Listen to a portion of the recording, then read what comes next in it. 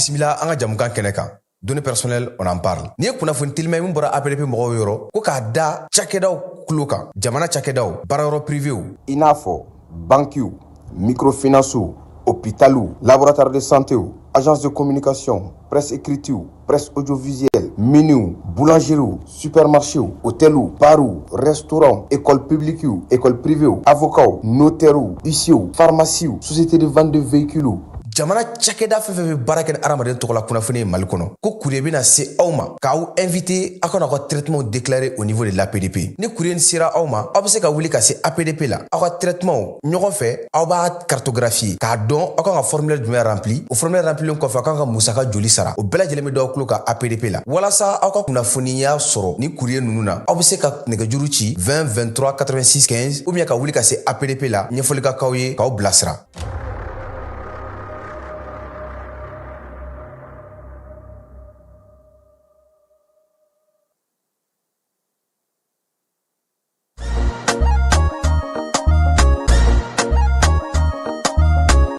Aw bisimila hôtel Lafiya la ni ko hôtel Lafiya wulikajɔw bolodalen do walasa aw bɛ se ka lafiya sɔrɔ cogo min na ani hakilisigi aw ka séjour la anw fɛ Mopti yan kɛrɛnkɛrɛnnenya la Mopti Sevare ka kɛ ni kurantigɛtigɛ ye min ye hôtel Lafiya Sevare ale ye wulikajɔw boloda ka se ka min ye awa fɛɛrɛ kɛrɛnkɛrɛnnen dɔw ta walasa aw bɛ se ka lafiya sɔrɔ cogo min na aw ka séjour la hôtel kɔnɔna na n'o ye ka panneau solaire installé min ye kurantigɛtigɛ o degun aw kana o ye séjour la l'hôtel yɛrɛ kɔnɔna na réservation ka kɛ kabi sisan min b'a to aw bɛ se k'aw ka séjour kɛ k'a sɔrɔ tɔɔrɔ tɛ aw kan degun tɛ aw kan hôtel Lafiya. Hôtel Lafiya ale filɛ nin Sevare Bangetaba yanni ka se aéroport sirafara ma station laban i kiniboloya fan fɛ i bi jigin o carré fɛ mètre 200 bɔɲɔngo Hôtel Lafiya ale cokolen bɛ i kiniboloya fan fɛ i bɛ se ka weleli kɛ nɛgɛjuru siraw fɛ 21 42 14 11 76 01 01 98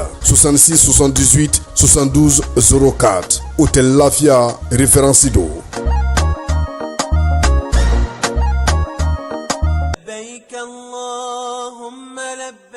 Agence Dunia Travel Service ako abibo nyamasegi foli kɛ ka ɲɛsin a ka sango hiji denw ma aw minnu ye danaya ta ka da kan aw ka hiji labɛn ni a kɛcogo ɲuman na n'an taara hɛrɛ la ka segin hɛrɛ la dumuniw ka ɲi bɛrɛbɛrɛli ka ɲi n'an mago bɛ diɲɛ fɛn fɛn na u b'a bɛɛ lajɛlen k'an ɲɛ donc an b'u fo k'u barikada directeur min tun b'an nɔfɛ n'o ye Amadu Mayiga ye a jɔra a jɔyɔrɔ la ɲɛmɔgɔya ko fɛn fɛn a jɔra a jɔyɔrɔ la ka nisɔndiya mɔgɔw la ka mɔgɔw bɛrɛbɛrɛ ka koto mɔgɔw t'a la mɔgɔw tɛ min dɔn k'a ɲɛ yira mɔgɔw la an y'o baara de sɔrɔ duniya la kumu kelen kɔnɔ a ko ka aw bɛɛ lajɛlen laduniya silamɛ minnu bɛ Mali kɔnɔ ani minnu sigiyɔrɔ bɛnnen don diɲɛ jamana wɛrɛw ma k'a fɔ san wɛrɛ o hiji ni o umura o baaraw labɛnw daminɛna ka ban o tumana aw minnu b'a fɛ ka hiji kɛ damu lakana ni basigi kɔnɔ Agence Dunuya a kɛmɛ ko fɛɛrɛ bɛɛ lajɛlen tigɛ ka hiji kɛcogo ɲuman kalanw bɛɛ lajɛlen labɛn ka bila aw ɲɛ min ye k'a dɔn siyɔrɔ ni damu ye ka surunya aw ka bato kɛ yɔrɔw la dumuni lak'i ka sanuma o bi tobi ka bila aw ka bolo ka saga n'a ka waati bɛɛ lajɛlen la dɔgɔtɔrɔ jolenw olu bɛ aw nɔfɛ hiji kɛ yɔrɔ ani bato kɛ yɔrɔ wɛrɛw bɛɛ lajɛlen la yɔrɔ bɛɛ ani waati bɛɛ baw bolo kuma dɔ o ka wusa ne de sen ka di ye Agence Dunia Travel Service jɛɲɔgɔn kelen min bɛ aw ka hiji ni aw ka humura kɛ k'a ɲɛ ale de do o fana ni aw bɛɛ kunnafoni wɛrɛ ɲini a ye weleli kɛ 66 71 37 24 70 64 99 71 ni aw bɛɛ u ka yɔrɔ ɲini u filɛ ni hippodrome yɛrɛ la immeuble station Soma Yafula Kulukɔrɔ sira da la o fana min y'i k'a dɔn agence Dunuya Travel Service ye k'u bɛ dugawu kɛ hiji ni umura kɛcogo ɲuman a n'a musakaw Ala k'a nɔgɔya silamɛ bɛɛ lajɛlen ye.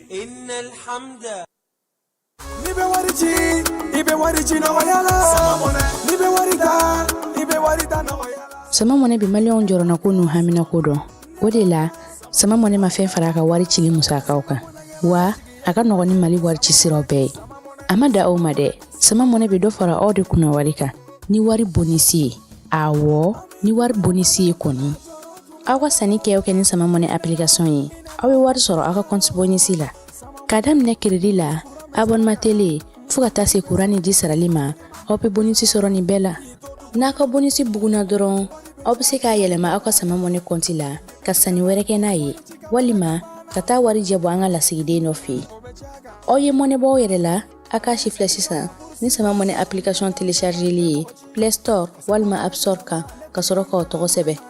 ni sama mɔnɛ ye aw de kunna wari bɛ augmenter. Sama mɔnɛ i yɛrɛ ta awɔ i yɛrɛ ta ni i yɛrɛ ta ye. Dugu kɔnɔna sigida dɔ la bɛɛ b'i ci la nka baara o baara kɔfɛ laɲini dɔ bɛ yen laɲini min bɛ kɔlɔsili walima bololabila ko fɔ Fatu filɛ nin ye a bɛ baara kɛ BTP de la a ye baara kura dɔ boloda k'a sɔrɔ a ma ko fɔ EDM mɔgɔw ye o nana ni mun ye kuran fili dɔ tigɛra sigida kelen bɛɛ bilala dibi la Fatu ta ye bololatigɛ dan ye wa a dan ma diya mɔgɔ si la nin ye Mamadu ye taxi bolila don k'a to mobili boli la a ye kuran poto dɔ gosi k'a kari a ma boli wa a ye EDMSA ka centre d'appel wele a ka nin kɛwale ɲuman in b'a to ka sara wɛrɛ tɛna bɔ a la Mamadu ye fasoden ɲuman ye wa a jan bɛ bɛɛ ka lakana na nka bɛɛ tɛ nin hakilina ɲuman in sɔrɔ Isa filɛ nin ye a bi ka kɛ komi a bi baara dɔ la k'a sɔrɔ a bɛ ka kofere électrique fil de bɔ ka t'u feere kuranko la fɛn bɛ jate kan ka minɛ an kana kɛ Fatu ni Isa ɲɔgɔn ye an ka kɛ i komi Mamadu n'aw bɛ fɛ ka dingɛsen baaraw kɛ aw bɛ EDMSA ka servisiw wele walasa aw kana tiɲɛni don dugu jukɔrɔ filiw la fasodenw aw kana ɲina ka dantɛmɛwalew ko fɔ kuranko ta fan na aw bɛ weleli kɛ 36077 la walima agence lajɛlen ma aw minnu b'a fɛ ka voyager k'a sɔrɔ a ma degun sɔrɔ a ka voyage kɔnɔna na compagnie de transport Somatra u y'a kanu ka na ni kari kura caman ye kari minnu dilanna norme kɔnɔna na aw ka lafiya kama a suspension wo a climatisation a siège wo n'i ye kari jɔlen ye foyi tɛ jigin kɔnɔ i bɛ se ka don a kɔnɔna na cogo min na Somatra e ka kari Somatra ne ka kari Somatra anw ka kari o hukumu kɔnɔna na kari ninnu bɛ sira ta don ko don Bamako Segu San Moti Kucala ka taa se Sikaso ma Keɲeba Kita o ma ɲina Yoro di Sahel maaw kɔ ka taa se Kolokani Jijeni fo ka taa se Bɛnba ma Somatra fiɲɛ foroko Somatra ka wuli hɛrɛ la ka se hɛrɛ la ayiwa client yurugu ani namara Orange Money kan u ka dabila an ka client aw ni ɲankuma yurugu in tiɲɛ don wa a kɛbagaw u yɛlɛma bolo fɛnɛ ka ca bi an da bɛna don suguya wɛrɛ la k'o fɔ aw ɲɛna bi ta in ale bɛ jeu et pari de kan jeu et pari o ye mun ye o ye bɔlɔlɔkan ɲɛnajɛ dɔ ye ni olu bɛ kunnafoni ci aw ma aw ka téléphone na ni o ye message ye mɔgɔ n'i y'o kunnafoni sɔrɔ i ka message la ni e b'a dɔn o waleya in i m'a laɲini i kana i ka gurula kodi don k'a valider ayi barisa Orange Money tɛna mɔgɔ si wele jouer okumu kɔnɔna la n'o ye ɲɛnajɛ ye k'a fɔ k'i gagnera k'i k'a confirmer n'i ka Orange Money code secret ayi Orange Money ka baara to ye a y'a hakili to aw yɛrɛ la a y'a to an ka se ka aw lakana cogo di ni aw ka gurula kodi ni a tolen kuru la Orange Money bien aw de kama Orange Money bien aw ka dongo do lakana na o de kama ante sɛgɛ ante ɲinɛ ka video kɛ video min b'a to aw bɛ se ka kisi ni waleya jugu in ma cogo min na k'a ɲini aw fɛ tuguni ni video in a y'a cari ko ɲuman na pour que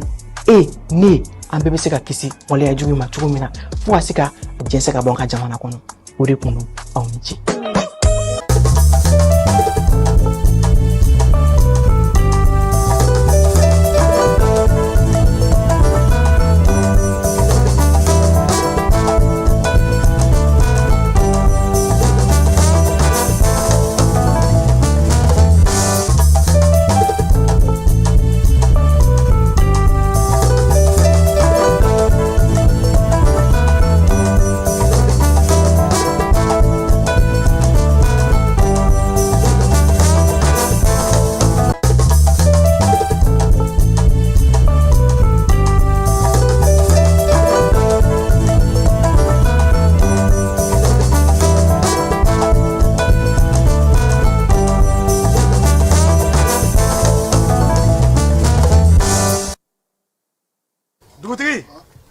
Dafara passé daka kasira dinama Sunkalo e kungolo ati dugu wari ko odiba fo dugu andugu don warata de o koni kuma tala sa e kasama moneto yi I yere ta sita sita ka numéro flani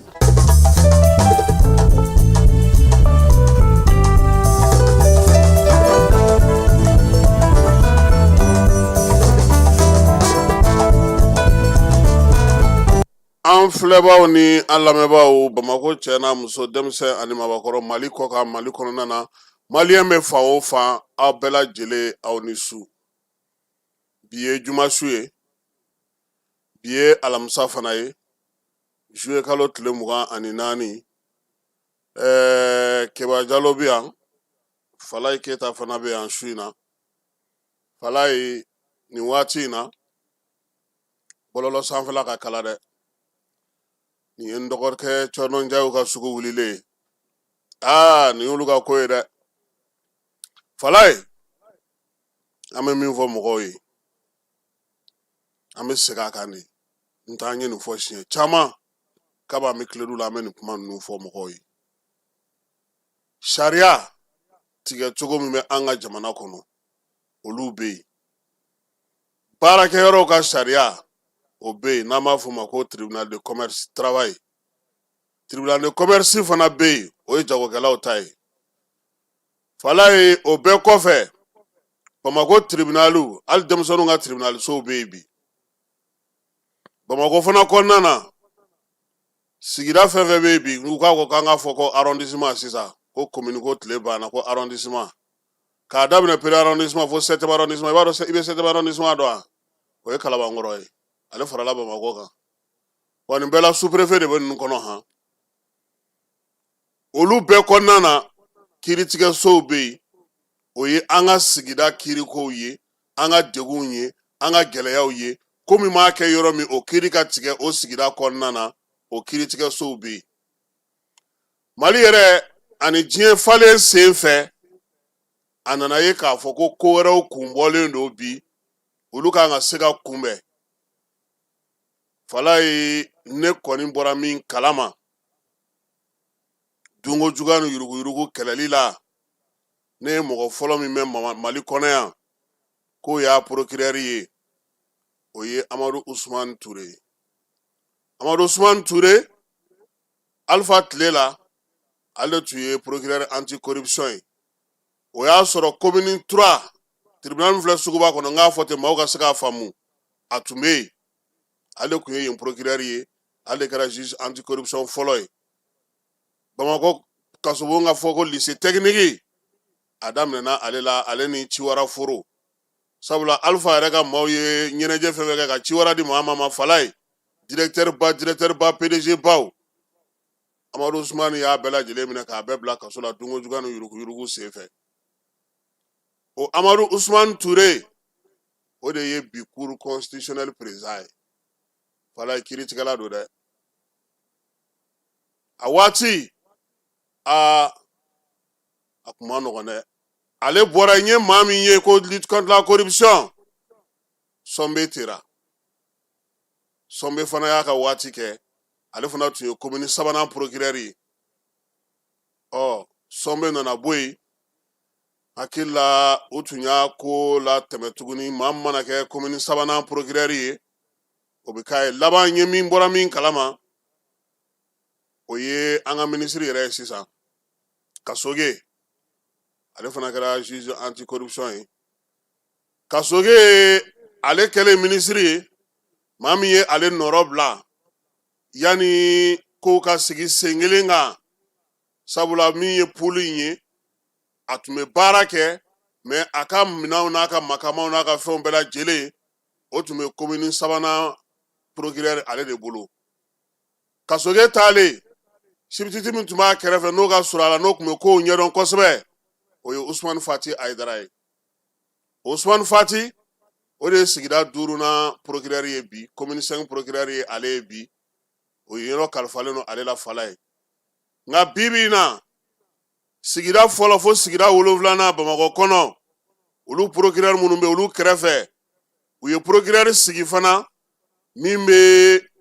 dunko juguya ni yuruguyurugu kunna o ye Agisa ye bi o fana kɛrɛfɛ Bamanci wale ni wale kɛbaw olu fana ka kiiribulon fana sigilen no n'o ye cyber n'o ye criminalité ni terrorisme ye o fana sigilen no kiiribulon min bɛ bi n'o tɔgɔ bɛ bɛɛ la su ani tile o ye Dagabana Adama ka yɔrɔ ye fala ale ni sariyaso in si tɔ si tɛ kelen ye ni pôle économique ye minɛ k'i ye wari dun i ye dunko juguya kɛ i ye yuruguyurugu kɛ fala ye n'i ye ministre kɔrɔ ye pôle maaw tɛ se k'i ɲininka u b'i bila ka taa min Cour suprême olu ka bolofara dɔ bɛ yen Timbo b'o kunna i n'ale bɛ taa ko ɲɛnabɔ ye sɛgɛsɛgɛliw senfɛ fala ye ni cybercriminalité y'i minɛ i ye ministre ye o t'a la dɛ i ye député kɔrɔ ye o t'a la dɛ birifini foyi de tɛ yen ale sariya la min bɛ da i kan k'i mago to o de tɛ yen mɛnɛ fo mɔgɔw k'o de faamuya ale kɔrɔ ye min ye i b'o dɔn fala y'a ka téléphone ta fala yɛrɛ ye mun fɔ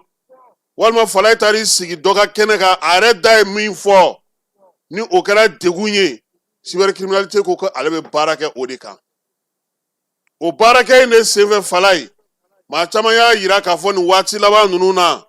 ko min ye u ka hakɛw ye u ka kuma fɔcogow ye u ka labilacogow ye keba u ko degun o yera baara la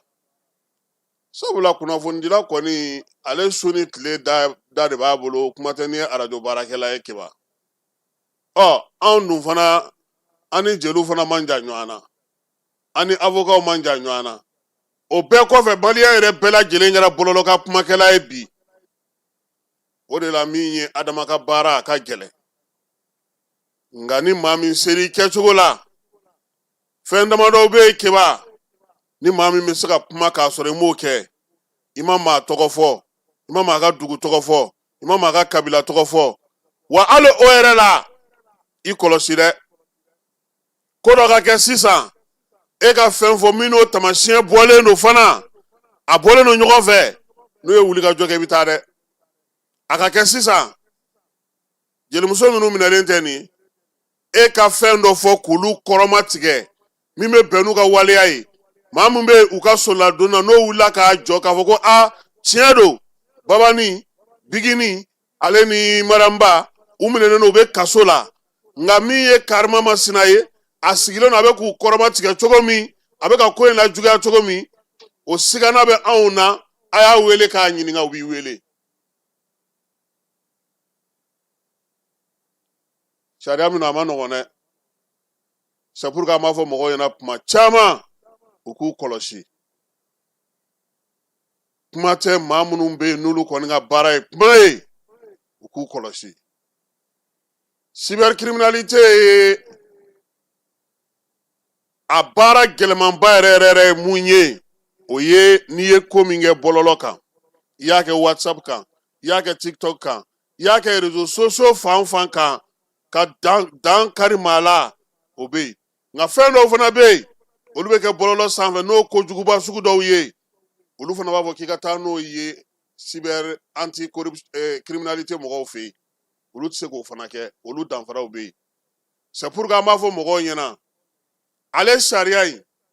n tɔgɔ ye ko dugutigi n tɔgɔ ye ko jamanakuntigi n tɔgɔ ye ko minisiri n ye député kura fara kɔrɔlen kan k'a fɔ ko magwanda dɔ bɛ yen ko dɔ bɛ kɛ i ye a ka gɛlɛn dɛ wa ale kelen de la fana maa tɛ taa plainte don maa nɔ na k'a fɔ sisan ko dɔ kɛra fala la ko kɛba wulila ka taa fala yɛrɛ de bɛ taa wa fala yɛrɛ de bɛ lamɛn i ka bonya to la walima i b'a to yen o kɔni de don dɛ k'a fɔ ko n ye n ka avocat bila ko ka taga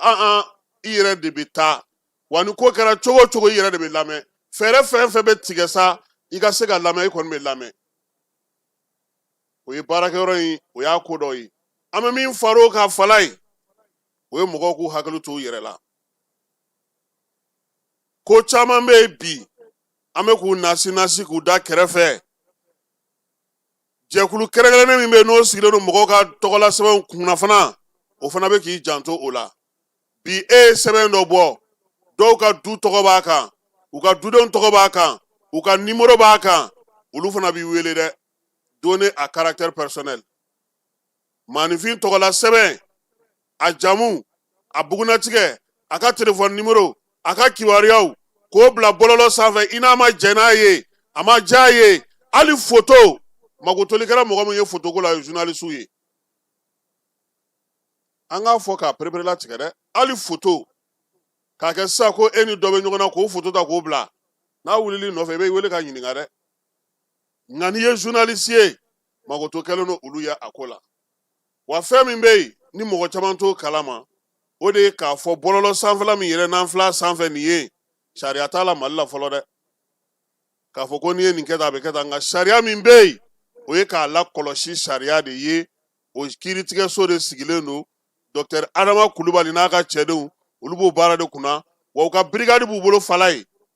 u yɛrɛ ka nɔminalikɛlaw an'u ka sɛgɛsɛgɛlikɛla kɛrɛnkɛrɛnnenw o brigade b'u bolo ɲɛmaa b'a la dangan b'o la chef d'équipe b'o la chef de brigade fana b'o o fana kɔnɔna na u bɛ yen u ka greffier o b'u bolo yen u ka kiiritigɛso o b'a kɔnɔna na yen u bɛ kiiri tigɛ ntɛnɛn o ntɛnɛn ani alamisa o alamisa donc ni ko kɛra sisan fɛn fila de bɛ yen adama ɲɛ ye fɛn dɔ ye min tɛ bɛn jamana kɔnɔ a b'i wele a bɛ se k'a f'i ɲɛna fala ye an ye nin ye e de y'a kɛ an b'i deli a ɲɔgɔnna wɛrɛ ka n'i sɔrɔ filanan weleli tɛ yɛrɛ fala ye n'i taara sego kelen kan adama b'i di a ka sɛgɛsɛgɛlikɛlaw ma n'olu y'i ɲininka i bɛna ale adama kelen yɛrɛ fɛ yen tuguni keba anw ko k'e kana nin kɛ e bɔra e ye layidu d'aw ma e taara segin a kan dɛ sisan an t'a ko lajɛ sa o de la n'a ka d'a ye ale yɛrɛ a bɛ fɔ o de ma ko autosaisie procureur yɛrɛ ɲɛ mana min ye ka danganiya kan ale bɛ se ka wuli ka jɔ kɛ k'a ka sɛgɛsɛgɛli kɛ ka nɔminɛli kɛ o ye a yɛrɛ bɛ se k'o kɛ o ye k'i yɛrɛ autosaisie ye filanan ye mun ye keba ye fɛn dɔ fɔ ne ma a ma bɛn ne ma ne bɛ wuli ka tugu u fɛ yen keba bɛ wele ka ɲininka ne yɛrɛ fana bɛ tila ka wele ka ɲininka fala tibitaba dɔ bɛ taa se kalo 4 ma dɛ ni a ko kɛcogo n'a jara procureur ye a b'a fɔ bɔn keba an y'i nɔ minɛ nka i bɛ to i ka so kiiri ye nin don in ye o kɔrɔ ko procureur ye a ka danaya b'i kan wa i ye waleya min fana kɛ a waleya tɛ se ko ma ko min kan k'i bila kaso la n'a y'i bila o la kiiri don n'i nana procureur fana ka fanga banna koyi e ni procureur aw bɛɛ bɛna n'aw jɔ jugew de ɲɛna sisan tribunal de bɛ sigi président de tribunal bɛ sigi procureur b'a ka daliyaw fɔ i ka avocat n'o b'i bolo o b'a ka daliyaw fɔ kiiri bɛ tigɛ ten fala ye nka an ka jelimuso ninnu ta nana kɛ mun ye olu yɛrɛ dama taara ɲɔgɔn ko fɔ olu yɛrɛ dama ye plainte don ɲɔgɔn kan juguya la nka procureur ye a se kɛ n'o ye adama kulubali ye fala ye a ye ladili kɛ a ye bilasirali kɛ a ye muɲu kɛ a k'u ka kuma u nɔfɛmaw n'u lafasabaw fɛ nka ko tɛ ɲɛ min kɔ n'a tɛ ka ban procureur fana bɛ yamaruya dɔ de kɔnɔ n y'o fɔ aw ɲɛna yan n ko k'a daminɛ sigida fɔlɔ ka taa se sigida 6 ma sisan an k'a kɛ 7 ye olu procureur bɛɛ lajɛlen sariya sigi cogo fɛ olu ka ɲɛmaa ye cour d'appel procureur ye n'o ye Amadu Balobo Gino ye wala ye sariya sigi cogo ye nka ni kiiri sigira sisan ko Adama ko ka t'e kiiri a y'i bila kaso la de o i tori ka so i ka kiiri don fɔlɔ i nana o sisan i ni Adama de bɛ ɲɔgɔn na dɛ parce que ale bɛna ni daluya de ye k'a jira k'a fɔ kun min na n y'a nɔ minɛ e ka avocat de fana bɛ wuli k'u jɔ Adama bɛ ka min fɔ o tɛ nin de don kiiritigɛlaw b'a fɔ o ma k'olu ye kiiri tigɛ u ye aw lamɛn a ye taa ka na dɔgɔkun wɛrɛ an bɛ kiiri jaabi di aw ma u t'a tigɛ a nɔgɔnin fɛ olu fana b'a fɔ ko a ye taa ka na dɔgɔkun an b'a jaabi da aw ma o de la kuma dɔ la an b'a mɛn k'an ka mɔgɔ dɔw taara kiiri la ko procureur ko u ka segin kaso la mɔgɔ caman t'a faamu quoi yaya a bɛ se ka kɛ fana fala ye Adama yɛrɛ bɛ se k'a fɔ yɛrɛ ko komi a ko kɛra tan ne jɛra a y'a lajɛ a k'a bila cour d'appel fana procureur ba n'o ye ale ka patron ye o fana bɛ se k'a fɔ ko ayi k'aw kana bila a y'a to kaso la o de la n k'i ma n ko kiiri ma nɔgɔn dɛ donc bi su in na an bɛ nin kɛ ɲɛbila kuma ye an bɛɛ k'an hakili to an yɛrɛ la wala an bɛɛ de bɛ bɔlɔlɔ kan koyi i bɛ jɔ kuma ni fitininin dɔ la i kuma fɔtɔ e ka sin k'a fɔ ten ko sɔlakaw ka dugu ni kuma fɔcogo ma ɲɛ ni sɔlakaw wulila k'u jɔ fala ye e n'u bɛ taa ɲɔgɔn sɔrɔ Kulubalikɛ fɛ yen koyi Kulubalikɛ tɛ dɔwɛrɛ nɔfɛ koyi min fɔra n'o ma bɛn aw ma e ka na n'i ka daluya ye k'a fɔ e y'a fɔ kun min na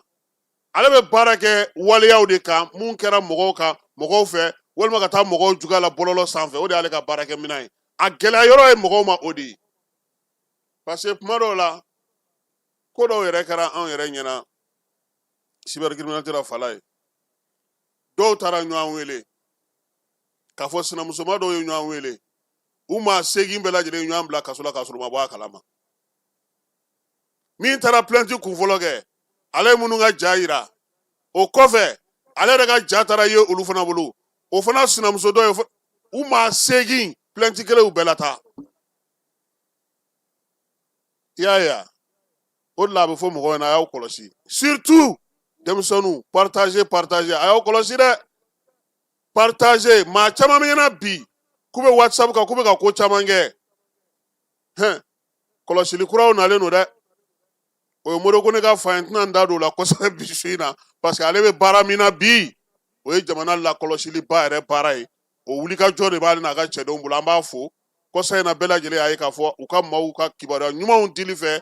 armée yɛrɛ sera k'i bolo da min kan min ye général de corps d'armée Modibo Kone n'a ka cɛdenw fala an b'u fo yan baara in nin de y'a kɛcogo ye mɔgɔw ka se k'a faamuya nka fala nin bɛɛ kɔfɛ anw ye ji minaw ye cɛw maa bɛ ji min i bɛ fili ni fili min yera kuma na procureur k'a dɔn k'a fɔ k'an m'a lawula a kama wala jani kɔrɔ anw ti n'an bɛ se ka latilen u k'an latilen ni min bɛ se ka fara an ta in kan an k'o fɔ ka ɲɛ mɔgɔw ka se k'a faamuya su in na nin y'an donkan ye an ka ɲɛbila la maaw bɛ se ka faamuyali kɛ ka continuer a fɛ cogo di n bɛ se ka continuer nin fɛ cogo di n ko n sɛgɛnna de an ka t'e fan fɛ bɛɛ lajɛlen ma aw minnu b'a fɛ ka voyager k'a sɔrɔ a ma degun sɔrɔ a ka voyage kɔnɔna na compagnie de transport Somatra u y'a kanu ka na ni kari kura caman ye kari minnu dilanna norme kɔnɔna na aw ka lafiya kama a suspension wo a climatisation a siège wo n'i ye kari jɔlen ye foyi tɛ jigin kɔnɔ i bɛ se ka don a kɔnɔna na cogo min na Somatra e ka kari Somatra ne ka kari Somatra anw ka kari o hukumu kɔnɔna na kari ninnu bɛ sira ta don ko don Bamako Segu San Moti Kucala ka taa se Sikaso ma Keɲeba Kita u ma ɲina Yoro di Sahel maaw kɔ ka taa se Kolokani Jijeni fo ka taa se Bɛnma ma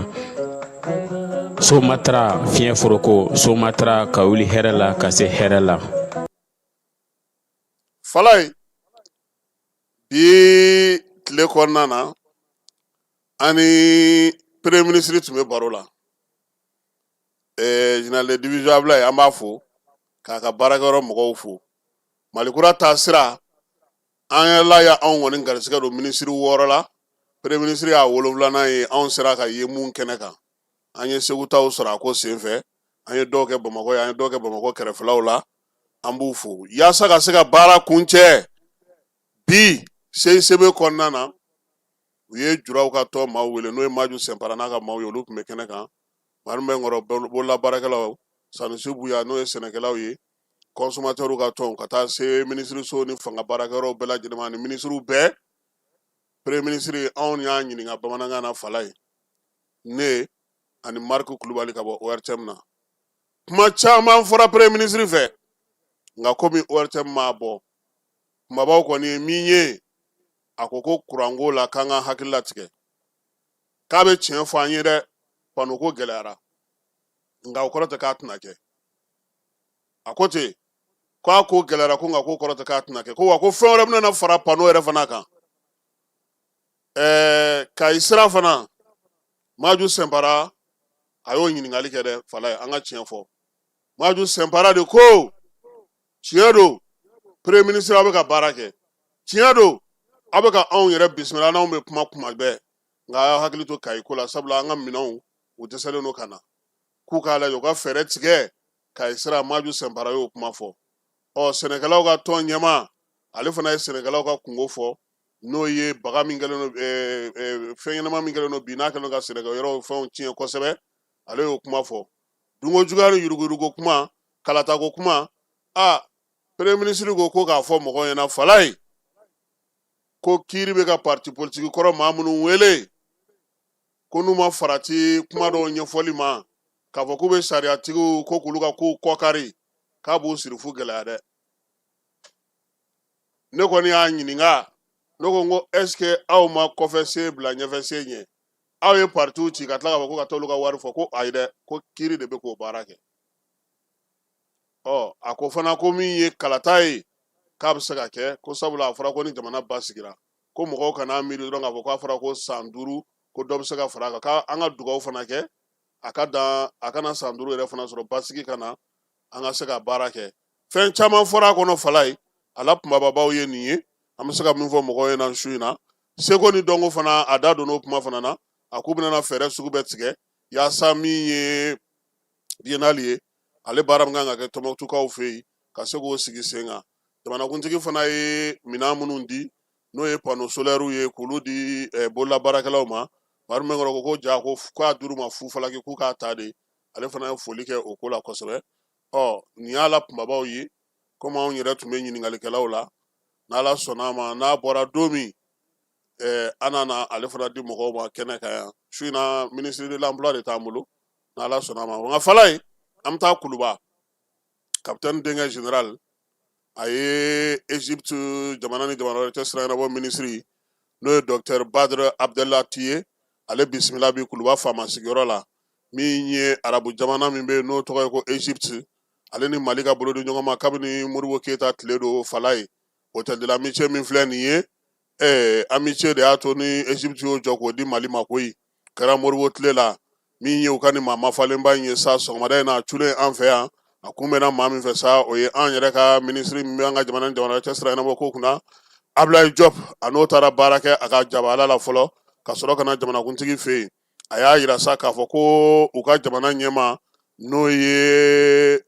général Al-Fati Al-Sisi ye o de ye a bila ka na yaasa a ka se ka na kuma Abdel Fattah Al-Sisi o de ye a bila ka na a kana min ye bataki di général d'armée Assimi Goïta ma ani bolodiɲɔgɔnma min bɛ kɔsa in na ni Sadio Kamara ale ni Ablaye Diop kun bɔra Egyptekaw fɛ yen ka na ji da o sɛnɛ kan ka kɔmasegikow ye bolodiɲɔgɔnma bɛ se ka kɛ jamana fila ni ɲɔgɔn cɛ cogo min na Surasi kunda min ye yiriwali kunda ka taa se sɔrɔko ma a y'a yira sa k'a fɔ k'u bɛ Mali na u bɛna Mali dɛmɛ kosɛbɛ ni jugawale ni bamananjawale kɛlɛliw la sabula an ka Surasi caman bɛ kalan na u fɛ yen nin waati in na kuntilenna ko la ko bila ko tɛ ko kabini waati jan Mali ni Egypte kuntilennaw ye kelen ye o ye depuis Gamal Abdel Nasser ka tile ani Modibo Keyita ka tilew ye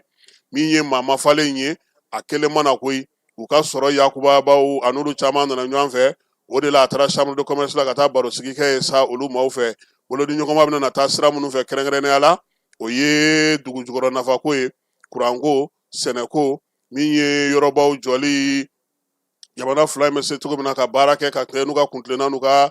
hakɛw olu kɔnɔna ye ka kuma kuncɛ la sa a y'a yira sa k'a fɔ ko Egypte jamana ale kɔni labɛnnen don fana ka AES jamanaw k'olu fana senkɔrɔma don don komi Mali ale b'o o la basigi ni lafiya bɛn ni kelenya o sinsinni o hukumu kɔnɔna na ani bamancawale kɛlɛli la taama in bɛ tali kɛ min na sa an y'o fɔ aw ye Mali ni Egypte ka bolo di ɲɔgɔn ma Ablaye Diop ni général de corps d'armée Sadio Kamara olu kun taara nin san daminɛ na ka taga kuma ɲɔgɔnya kɛ ani Egypte bɛ se ka gɛrɛ ɲɔgɔn na cogo min na min ye Bamakɔ ni Caire ye n'olu ka faaba ye baaraw bɛ se ka kɛ ani ɲɔgɔn cɛ cogo min fala ye n'an bɔra yen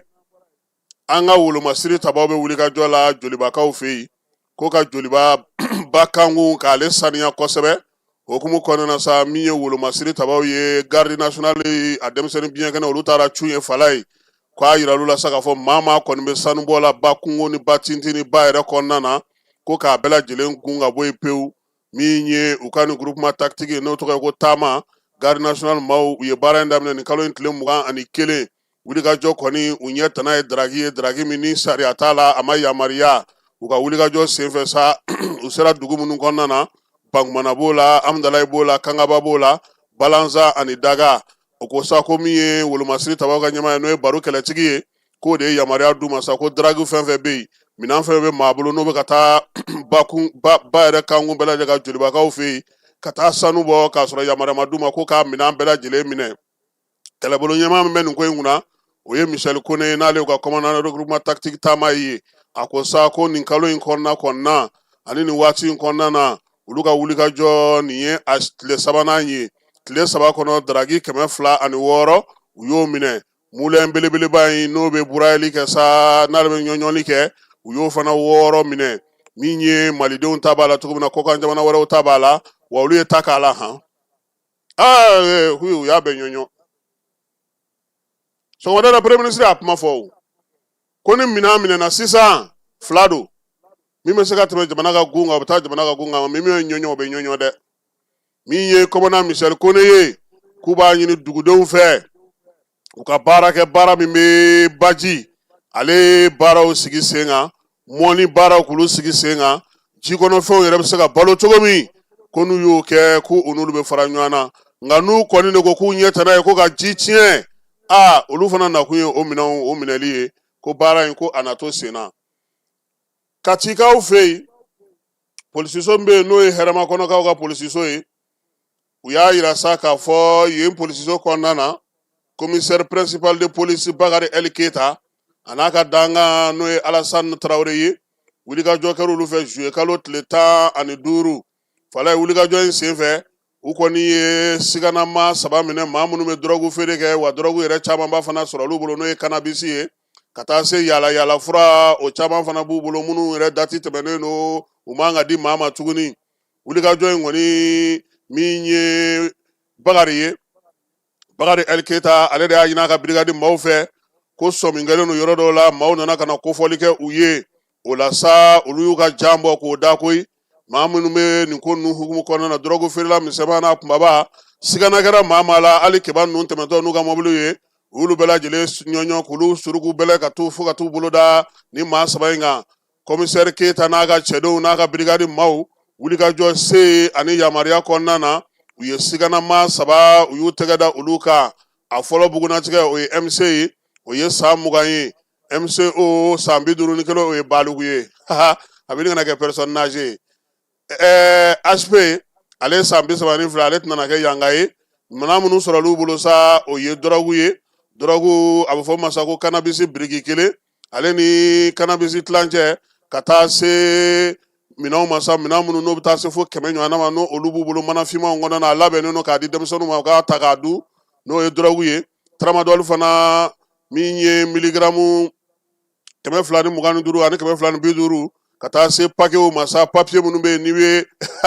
drogue sarada kɔnɔ k'i kun ja n'a ye ka ta k'a la nin bɛɛ lajɛlen ye commissaire n'a ka cɛ dɔ n'o ye El Keita Bakari El Keita ye u ye tɛgɛ sigi nin bɛɛ la u y'a yira sa k'olu kɔni ta banna la pewu kiiri tigilamaw u n'olu kɔni de bɛna n'a bɔ ɲɔgɔn na sabula olu ka ko kɛ kun ye min ye basigi ni lafiya u ka sigi sifinnakaw k'olu ta ka drogue a n'a ɲɔgɔnnaw ma wulikajɔ in kɛ kun ye min ye polisi directeur ba n'o ye contrôleur général de police Youssouf Kone ka taa se ministre Dawudu Ali Mamadu ka yamaruya ma polisilakaw bɛ ka baara kɛ o hukumu kɔnɔna na wa min ye commissaire ye k'a b'a ka cɛdenw fo baara kɛcogo ɲuman na maaw n'u bolo mina na kɔlɔsili la Kati yɛrɛmakɔnɔkaw olu fɛ yen fala ye n'an bɔra yen an b'an kunda États-Unis kan États-Unis ko juillet kalo tile 22 in a ko ko diɲɛ seleke naani tɔ min bɛ yen n'a fɔ o ma ko UNESCO k'ale y'i fosi ka bɔ a kɔnɔ koyi san 2018 san Donald Trump ale tun ye nin kuma in fɔ koyi min ye san 2023 ye a nalen tuguni a ye kuma in kurakuraya zen kɔni min ye lamɛnnikɛnw ye k'u y'u fosi ka bɔ fala ye ko dɔw fana tun ye kajibina kuma fɔ Belgique ni Luxembourg k'olu bɛna waa wɛrɛ ko ka bɔ anw ka jamana kɔnɔ u y'a yira sa ko kuma tɛ tiɲɛ ye bi o tɛ tiɲɛ ye sini Senegalikaw fɛ yen Canal Plus a bɛna wari min sara Senegalikaw ka wagane ye n'o y'u ka trésor a bɛ taa se sefa wari miliyari 4 a n'a kunkanfɛn ma miliyari 4 ni tilancɛ ma koyi min ye Canal Plus ye k'a tun bɛ min sara Senegali san kuru kara kɔnɔna na o tun ye sefa wari miliyɔn 75 ye min ye RFI ye o kun ta ye sa miliyɔn 67 ye sisan sa k'o ta na kɛ miliyɔn 10 ye min ye nin ko ninnu ye k'a bɛ tali kɛ yɛlɛmaba min donna bɔlɔlɔsiraw ni kunnafonidi siraw la o la sa ko min ye RFI ye ale ka bolofara 9 de tun bɛ Senegali kɔnɔ san kuru kara bɛɛ lajɛlen faralen ɲɔgɔn kan a ka musaka dilen o kun tɛ tɛmɛ sefa wari miliyɔn 10 kan koyi sisan e ko o tɛna taa se 75 ma de miliyɔn 70 ni kɔ k'u kan ka o sara Chine ka arajo min bɛ yen ni fréquence damadɔ b'o bolo o ta ye miliyɔn 150 ye fala ye ko nin bɛɛ lajɛlen kɛra Senegalikaw fɛ sariyaw yɛlɛmali la sa min y'u ka wagandeba ye ale ka wulikajɔ sefa wari miliyari 5 ɲɔgɔnna a kan ka o sɔrɔ k'a sɔrɔ kɔrɔlen miliyɔn 100 o de tun b'a bolo min ye waleya in ye sa k'a kɛra u ka minisiri min bɛ sɔrɔ ko kunna ko k'a jateminɛ k'a fɔ ko ja k'an ka jamanaw tun bɛ ka ninnu to u ka baara kɛ fu de la koyi RFI kun ka ca anw fɛ yan ni 9 ye dɛ an yɛrɛ tun t'an da don tuguni Irisi ni Togo k'olu jɛra ka u bolo dɔ bila min ye accord de coopération militaire la fala ye bɛnkan in tɛgɛnɔ bilara a la a bɛna to sa min ye Irisi ale bɛna kɛ jamana ye farafinna anw fanfɛ bolo fɛ min bɛna fara jamana wɛrɛw kan minnu bi n'olu ni Irisilakaw bolo bɛ ɲɔgɔn bolo bolodi ɲɔgɔnma in bɛ tali kɛ min na Irisilakaw bɛ se ka wuli ka jɔ kɛ cogo min na u fɛ yen min y'u ka sɔrɔdasiw ye k'olu don kalan hukumu kɔnɔna na ani bolodi ɲɔgɔnma wolomasiri tabaw ka ko natiraw olu fɛ baara dɔ kɛra Masinakaw fɛ yen maa minnu bɛ bi ni basigibaliya kɛlen don k'olu kɔni tɔɔrɔ kosɛbɛ tile 2 baara sigira sen kan u hakili bɛ se ka lasigi cogo min lafaamuyali bɛ se ka k'u fɛ cogo min na maaw fɛ maa minnu ka baara ye o ye sabula maanifin ni n'alo taara ka b'a fala ye i ka maaya a ka gɛlɛ i bɛ kɛnɛ kan k'a sɔrɔ i hakili tɛ yen i ja tigɛlen don balawu ko ni fitinin mana kɛ e bɛ sin ka ma hali n'i binna ka bɔ nana ye sanfɛ i b'o miiri ko nin y'a daminɛlen o la sa kɛnɛya tigilamaw ani caractère ka tɔn maaw olu jɛra sa ka maa 30 ta sa ka se ka baara kɛ n'olu ye dugudentɔnw b'a la cogo min na min ye service technique ye olu fana b'a la ka taa fara dugutigilakaw ni kafotigiw kan baara in k'a kɛ kun ye sa maa minnu bɛ bi ni basigibaliya kɛlen don ka se olu hakiliyanfan ma u bɛ se ka kalan kɛ olu kunna cogo min na farini mugu ko da gɛlɛyalen don bi Bafulabekaw fɛ yen u kun k'a kɛ kita ye i b'a dɔn ka buruko kun ka b'a siɲɛ kelen an k'an yɛrɛ sɔrɔ maa in na n'ale bɛ Bafulabe cercle kɔnɔna na min ye alikama mugu ye n'an b'a fɔ ma ko farini ko a sɔngɔ kɔni a ti ka ye ɲɛ yɛrɛ la saki 50 kg ko kɔni taalen n'u yɛrɛ sɔrɔ 4,800 na k'a sɔrɔ 4,600 kun don dɔgɔkun tɛmɛnen in na gɛlɛya n'a ta bɛɛ ko burufeerelaw kɛlen ka buru kun to 20 na fɔlɔ sabula stock min b'u bolo kɛrɛfɛ u bɛ ka baara kɛ ni min ma ban nka u kɔni bɛ ka nkamu gosi yan'a ka ban fɛɛrɛ ka sɔrɔ u bɛ se ka dɔ sɔrɔ cogo min na u bolo kɔrɔ dɔgɔkun kelen min bɛ sa ka se ka balo ta ka dumuni ta ka di fura ta ka di denmisɛnninlakaw ma denmisɛnnin minnu bɛ bi ni olu kɔni ye denyɛrɛninw ye k'a daminɛ san 6 la ka taa se tile 6 la ka taa se tile 59 ma fo ka taa se kalo 59 ma sa ko olu ka dumuni ko k'o don bɛrɛ la baara in bɛ ka kɛ sankaw fɛ yen kɛrɛnkɛrɛnnenya la sa a kɛkun yɛrɛ ye min ye ka se ka mɔgɔw dɛmɛ maa minnu bɛ nin waati la n'u kɛlen don k'u sigiyɔrɔw bila ani ni gɛlɛyaw o b'olu kan fala ye ko fiɲɛkolo fandanbada k'a wulila koyi yan foyilakaw fɛ yen dugu 5 min ye fiɲɛkolo fandanbada in ye k'a ye tiɲɛni kɛ sabu dogolen tigilamaw fɛ yen kɛrɛnkɛrɛnnenya la yɔrɔ minnu bɛ ni fiɲɛkolo fandanbada in ye tiɲɛni kɛ kosɛbɛ ani sanji k'a kɛra ko marifa cikan ko fara ye arafali ye mun ye ko vane rafal dugu 5 yanfoyila kɔnɔna na dugu minnu bɛ sa n'olu kɔni ye ko in sɔrɔ o ye banjugu fa ye min ye komana soloba ale ni yalankɔrɔ soloba ka taa se moribala ma min ye solenkɔrɔkaw olu fana ye degun sɔrɔ a la nin bɛɛ lajɛlen bɛ commune min kɔnɔ a bɛ so wasa ko Sere Musa ani Sanu o ye Siribilakaw ye Sere Musa ani Sanu onzonu amara kelen wa i bɛ capitaine denkɛ bila mini fana kapi de i b'o bila mini c'est vrai onzon cɛwlen mais onzon Sere Musa ye Sanu Moribo Siribe nun ka dugu don ko min ye waleya ye fala ye a ye degun lase dugudenw ma koyi sow olu bugutufaw ani tɔliw olu bɛɛ lajɛlen taar'u yɛrɛ sɔrɔ fo Yafoyila kalanna sira la k'a ta ka taa bila ye fo Julafondo fanfɛla la ji kɔni ko sapeur pompier de nana nka min ye waleya in ye u y'a yira sa k'a fɔ ko maa 3 o de joginna tiɲɛni barika bonyana mɛ maa ni ma to a la ko bɛɛ lajɛlen k'i hakili to i yɛrɛ la nin waati in na ni san finna k'a k'a fɔ denmisɛnninw k'u ka téléphone portable faga sabula min ye san mɛgɛru ye ale barika ka bon kosɛbɛ nin waati laban ninnu na min ye yanfoyilakaw ye an bɛ dugawu kɛ sa ko ala k'a mantɔrɔ ala ka o dɔgɔya vitamine min tɔgɔ ye ko vitamine A k'o di denmisɛnnin 85 241 ma Bankasikaw fɛ yen o baaraw daminɛna bi alamisadonya in yɛrɛ la waleya in kɛkun ye min ye sa Bankas yɛrɛ dɔgɔtɔrɔsolakaw Baɲangara marabolo kɔnɔna na min ye denmisɛnnin 85 241 in ye u si b'a daminɛ sa tile 6 ka taa se kalo 59 ma k'a kɛkun ye sa ka se ka u dulon don kosɛbɛ min ye minnu ka baloko ka gɛlɛn u ka baloko bɛ se ka sigi sen kan cogo min na maa minnu fana bɛ yen sa n'olu kɛlen ka nin ko in sigi sen kan u yɛrɛ ka dɔgɔtɔrɔso CSRF ye min ye jamana ɲɛmaaw ka wulikajɔ hukumu kɔnɔna na yaasa denmisɛnninnakaw u bɛ se ka magan cogo min na ni nin ko in ye falaye k'an ka basketkɛlaw u ye se sɔrɔ ɲɛbila balontan na yanni Coupe d'Afrique ka daminɛ aw ka maaw taar'u ci f'u fɛ yen Côte d'Ivoire kɛ 72 51 an ye Senegal fana gɔn dɛrɛ 72 69 sisan an ka musow ka lisi bɔra sini an b'o dira mɔgɔw la a n'a jaw an yɛrɛ kɔrɔkɛ kɔrɔba n'o ye Bubɛli ye ale b'o ko ninnu cɛma ye Bubɛli Konate an b'a fo ka basketi baarakɛlaw bɛɛ lajɛlen fo Jean n'o ye Jean-Claude Siribe ale min ye basketi fédération président ye k'a fana fo basketikɛlaw kɔni b'an dusu suma kuma caman u b'an dusu suma su in na ministre min bɛ baara ni baaradege kunna ale de t'an bolo Umu Sali Sek Malikura taa sira kɛnɛ kan an b'o d'aw ma a k'an bɛɛ sɔni an balimaw an ka foli bi aw bɛɛ lajɛlen ye Malikura taa sira ta ko sabanan hukumu kɔnɔ ani an ka jamana minisiri don min bɛ baarako kɛnyɛrɛ cakɛda ko ani baara kalanko kɔɲɔ kunna ni o ye minisiri Umu Sali Sek minisiri ni sɛ Anula baarako ni baara kalanko ka taa se kɛnyɛrɛ cakɛdaw ma o ye taabolo an ka jamana kɔnɔ jamana sinsinnen don min kan kosɛbɛ sɔni an bɛna ɲininkaliw kɛ minisiri la baara minnu kɛra minnu bɛ senna ani minnu bololalen don a bɛna olu ɲɛfɔ an ye kɛrɛnkɛrɛnnenya la ka ɲininkali kɛ minisiri la ni baarakɛɲɔgɔn min bɛna o kɛ o ye ayiwa Birama ye ale bɛ arajo bɛnkan baarakɛla Birama ni sɛ Marikini Yankuma k'i fo minisiri Umu Sali Sek k'i fo foli b'i yɛrɛ ye minisiri so kofɔlen ye baara dɔw kɛ kalo damadɔ tɛmɛnen na o dɔw kɛra kɛnyɛrɛ baarako nasiraw fɛ dɔw kɛra baarako nasira fɛ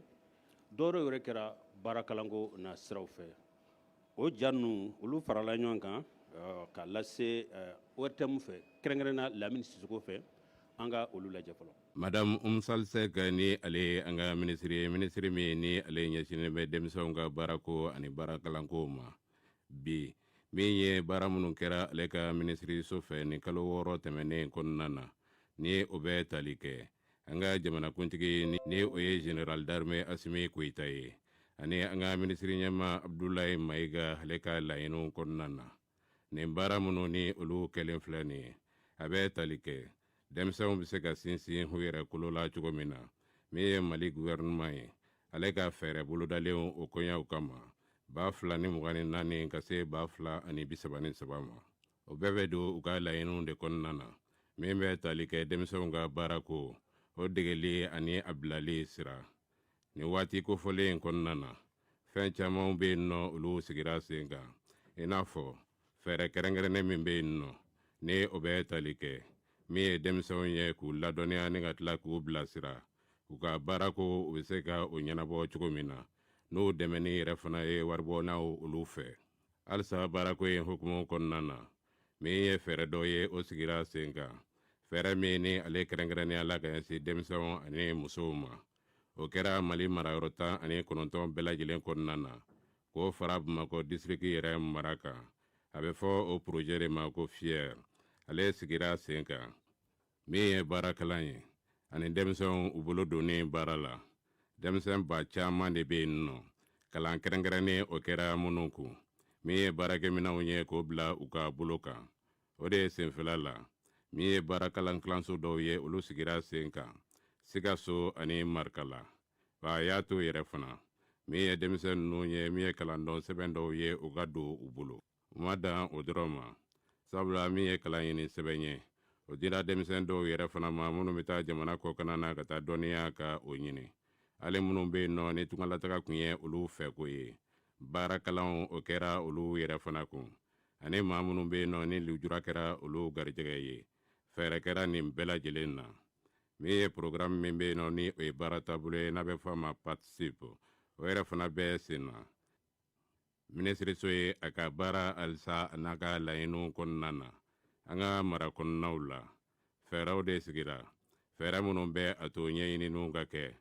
baarako mago bɛ se fɛn minnu ma ani yɔrɔ minnu tun bɛ yen nɔ minnu ni olu ɲɛsinnen bɛ baara kalan o cogoyaw ma o sigidaw kɔnɔna na olu ka se ka sigi sen kan kura ye wa fɛɛrɛ wɛrɛw bolodara fɛɛrɛ minnu bɛ a to min ye denmisɛnw ye an'u ka sinsin yɛrɛkolo la baarako ta fanfɛla la o tɔ o bɛ se ka sira sɔrɔ an ka jamana kɔnɔna na cogo min na o de ye senfɛla la min ye baarakalan ye o kɛra denmisɛn 6,398 olu kun o kɛra san 2025 in yɛrɛ kɔnɔna na nin baara minnu filɛ nin ye ni olu sigira sen kan o de bɛ a to min ye denmisɛn minnu bɛ yen nɔ ni olu b'a fɛ ka kalan ka kɛ larabukan na o ka se ka nɔgɔya olu yɛrɛ fana bolola la janko kɛrɛnkɛrɛnnenya la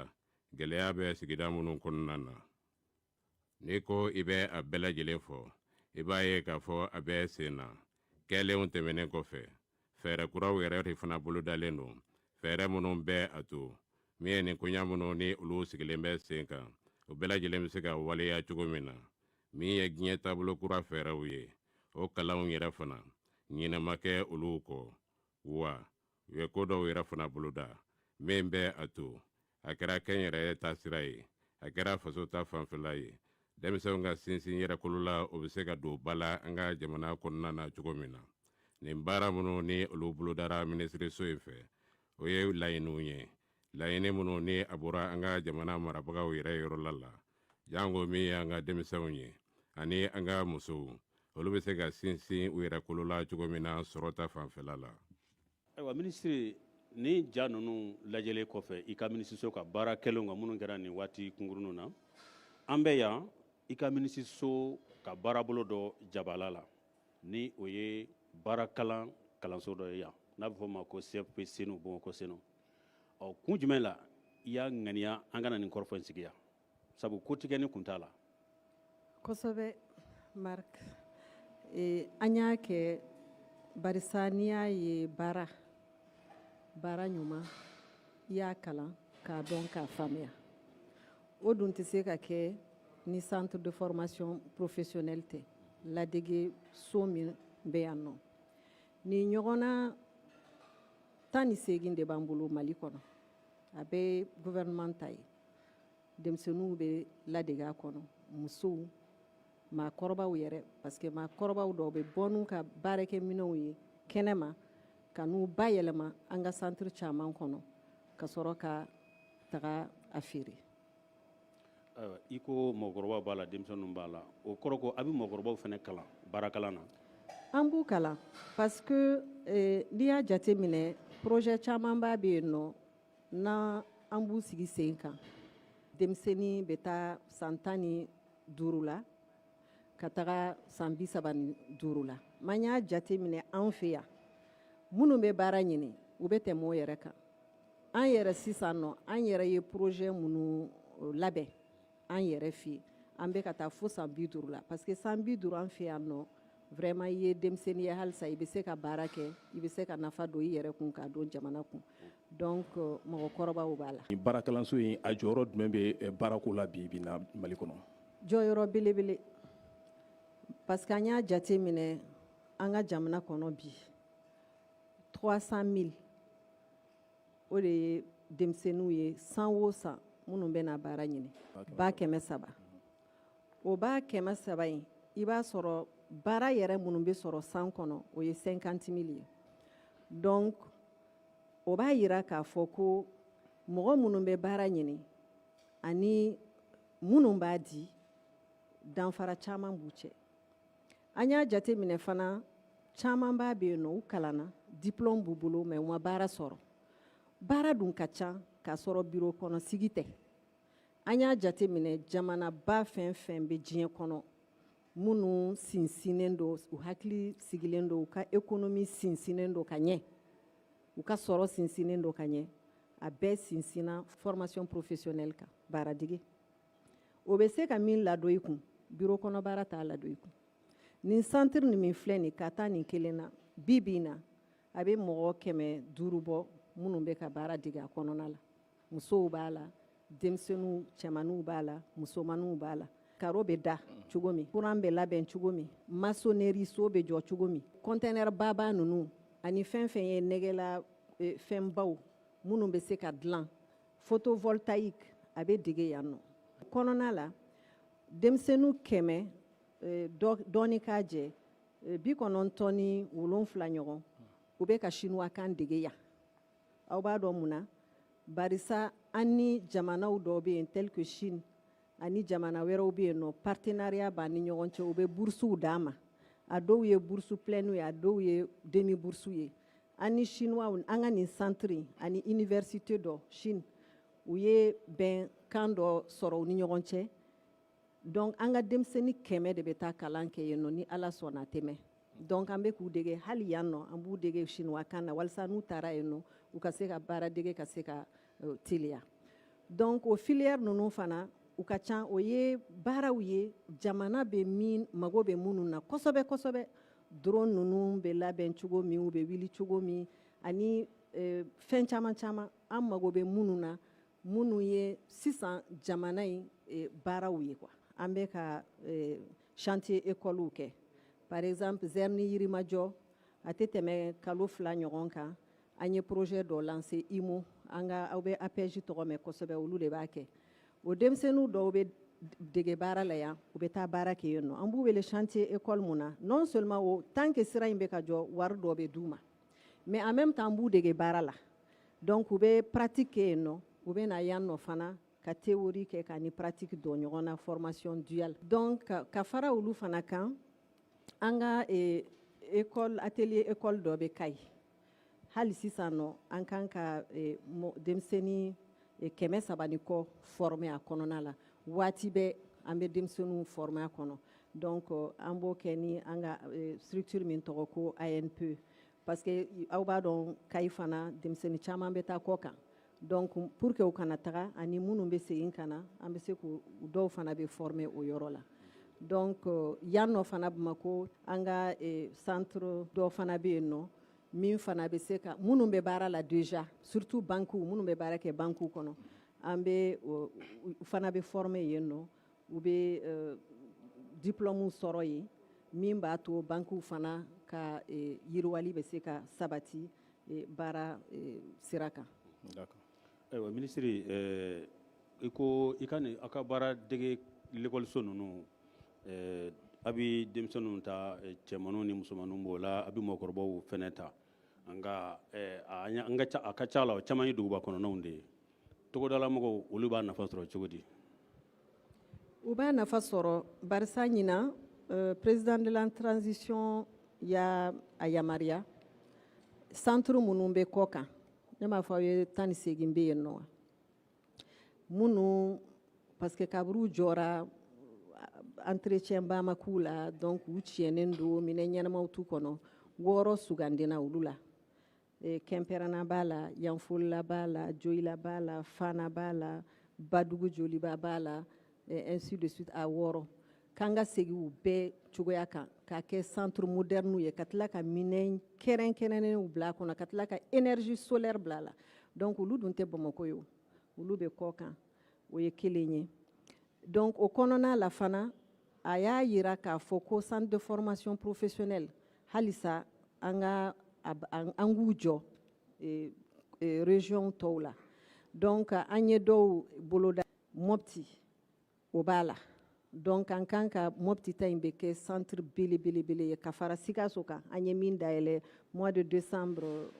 2024 n kun taara o dayɛlɛ ka fara Marikala kan an y'o dayɛlɛ février 2025 donc olu a daminɛna ni gouvernement ka wari ye ani partenaire dɔw ka wari aw b'a dɔn ko waatiniw dɔw la partenaire caman y'u fosi ka bɔ an kɔrɔ donc du coup n kɛlen ka n nalen département kunna n y'a fɔ président ye an ka nin centre ninnu kɔni bɛ yen nɔ u datugulen don ka sababuya kɛ baara ma ban partenaires bɔra yen a ko ko mais ni partenaires taara jamana bɛ yan min kan ka baaraw ban a y'a ɲɛfɔ a ka d'aw ma o dira ma o baara ninnu a fɛn bɛɛ labɛnna ka ban o baara ninnu kan ka kɛ président yɛrɛ ye bourse di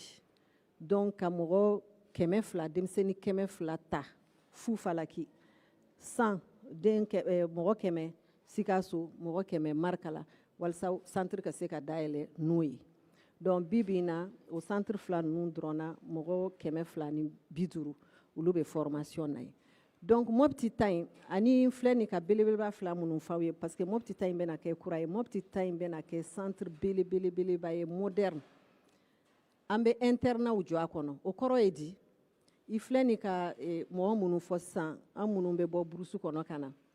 an minnu ye dugu misɛnnin mɔgɔw ye n'an nana Mopti ka na kalan kɛ walima Sikaso walima Marikala an ka se ka si yɔrɔ sɔrɔ o kun tɛ chantier sira ka kɔrɔ donc transition y'o don a la sisan k'a fɔ ko hakiliw bɛ yɛlɛma pour que vraiment an ka se ka chance di denmisɛnninw ma mais en attendant an bɛ ka continuer an ye dɔ labɛn a financement ma jɔ fɔlɔ mais an bɛ k'a ɲini a bɛ kɛ financement ni ala sɔnna budget national ye o ye Kidali ye donc an kan ka dɔ fana jɔ Kidali pour que ka se ka yen fana ayiwa ministre an ye nin hakilila ninnu bɛɛ faamu i da sera minnu ma o dɔw ye baaraw ye minnu bɛ sen na dɔw ye baaraw ye minnu bɛ na kɛ waati nataw la nka dɔnniya minnu bɛ kalan e ka minisiso ka baara degeli waliso ninnu na olu jɔyɔrɔ jumɛn bɛ baara sɔrɔ sabatili la an ka jamana kɔnɔ? Jɔyɔrɔ belebeleba parce que n'i y'a jate minɛ i ye baara sɔrɔ n y'a fɔ cogo min i y'i dege a la de an b'a dɔn bi fɛn caman bɛ yen nɔ an mago bɛ minnu na minnu tɛ sɔrɔ yan hali n filɛ nin ka baara minnu f'aw ye minnu bɛ ladege yan a caman bɛ yen nɔ u b'a dege ten u kun fɛ aw b'a dɔn fana ye laada dɔ ye ne bɛ tugu maçon dɔ kɔ o bɛ n ladege mais n ma taa kalan so kɔnɔ n ma taa kalan école kɔnɔ walima centre kɔnɔ donc n'olu sɔrɔla a b'u ka baara ko nɔgɔya mais an y'a jate minɛ an ye fɛn fɛn mɔgɔ minnu former an ka centre ninnu kɔnɔ n'i y'a 100 ta 70 ni 50 a bɛɛ ye baara sɔrɔ parce que an bɛ dɔw former a ka ca an bɛ minɛn d'u ma walasa u ka se k'u yɛrɛ ta u ka se ka baara kɛ n'u yɛrɛ ye caman fana ye baara sɔrɔ soit u ye baara kɛ u yɛrɛ ye walima u ye baara sɔrɔ yɔrɔ dɔ la. Ministre an y'a ye nin centre ninnu i b'a ye k'a fɔ karamɔgɔba minnu bɛ na mɔgɔw former a kɔnɔna la a dɔw bɛ bɔ kɔ kan ka na yala fɛɛrɛ jumɛn bɛ e ka ministeriso yɛrɛ bolo olu bɛ se ka maaw former yan cogo min na malidenw yɛrɛ la olu fana bɛ se ka tɔn ninnu kalan cogoya minnu la? O kɛra parce que tiɲɛ yɛrɛ la karamɔgɔ caman t'an bolo minnu bɛ se ka an ka mɔgɔw former an sago la mais an ye min fɛɛrɛ latigɛ an y'a daminɛ ka ban mɔgɔw de bɛ na karamɔgɔw de bɛ na ka na an ka karamɔgɔw yɛrɛ former pour que olu fana ka se ka mɔgɔ wɛrɛw former kɔsa in na FAFPA ye karamɔgɔ kalan karamɔgɔ an y'o FAFPA y'o 7 former Bassam Côte d'Ivoire o 7 ninnu olu nana nin centre kelen in na a n'an ka partenaire suisse olu de y'a financer donc n'u ka partenaire dɔ donc olu suissew nana ka na o 7 in an y'u ka certificat d'u ma yan nɔ olu fana nana 40 former donc an bɛna o programme ninnu caman continuer walasa an yɛrɛ ka se ka karamɔgɔ ɲɛnamaw sɔrɔ minnu bɛ kalan ɲɛnama di an ka denmisɛnninw ma. Ayiwa minisiri an ka jamana jɛɲan dɔw taara ani fana ka fara kuranko gɛlɛya kan o kɛra sababu ye ka na ni gɛlɛya dɔw ye baarako na siraw fɛ a ye fɛɛrɛ jumɛn sɔrɔ olu la? An ye fɛɛrɛ min sɔrɔ a la jamana kuntigi y'a yamaruya o denmisɛnnin ninnu ka se ka dɛmɛ donc u caman tun ye wari ta banque dɔw la BNDA ni BDM donc a wari kun ka ca yɔrɔ i kan k'a sara bɛɛ b'a dɔn kɔni n'i ye juru ta banque la a bɛ sara di n'i m'a sara fana gɛlɛya caman b'a kɔnɔ donc gouvernement du Mali à travers notre département donc ka sinsin an ka ministère kan an ni banque mɔgɔ ninnu jɛra ka kuma walasa denmisɛnnin ninnu ka se k'u ka wari sara u fɛrɛ ma k'a sɔrɔ degun ma k'u kan donc banque kelen ta kun ye fo miliyari 3 ani kɔ mais février kalo la miliyari 1 ani miliyɔn 900 olu sarala olu ye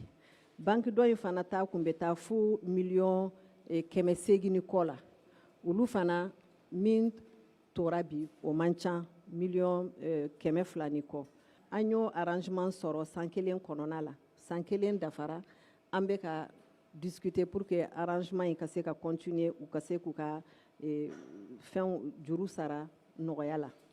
ka fara o kan o caman tun ye fonctionnaire denmisɛnnin ninnu sinon baarakɛla ninnu u y'u organiser en association aslam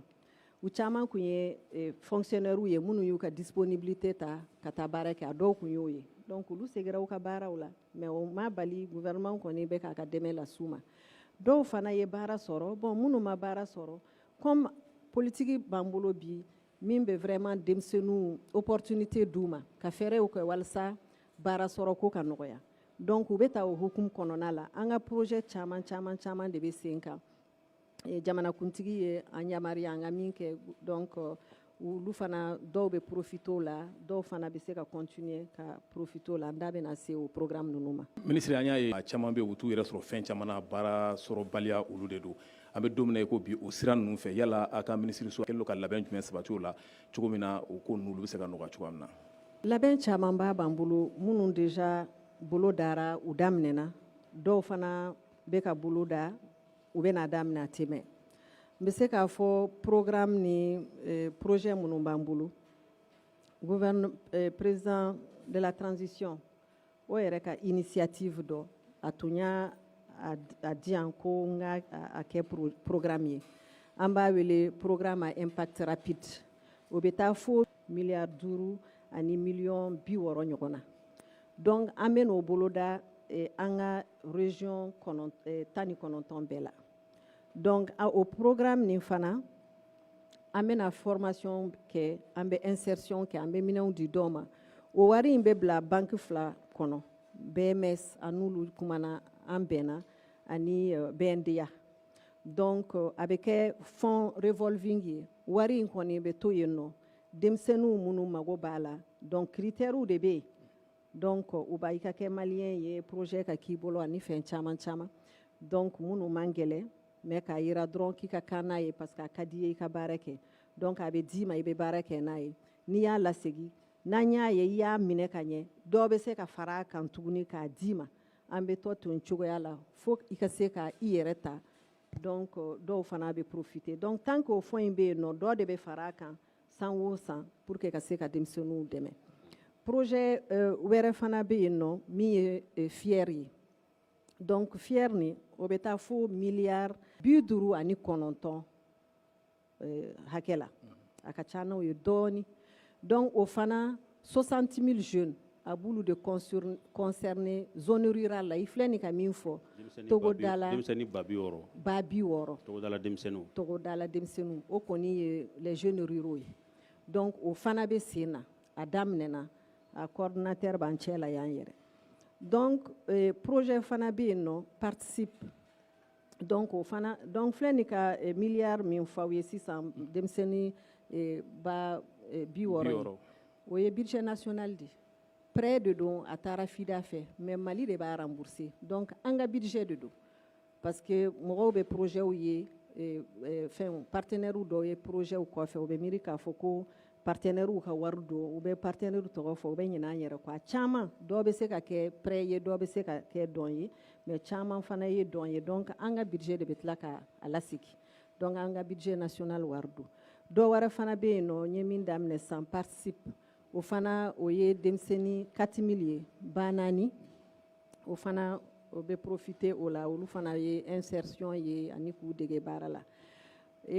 an ka projet dɔ fana bɛ yen nɔ o fana bɛ sen na an ma a datugu kosɛbɛ mais a bɛ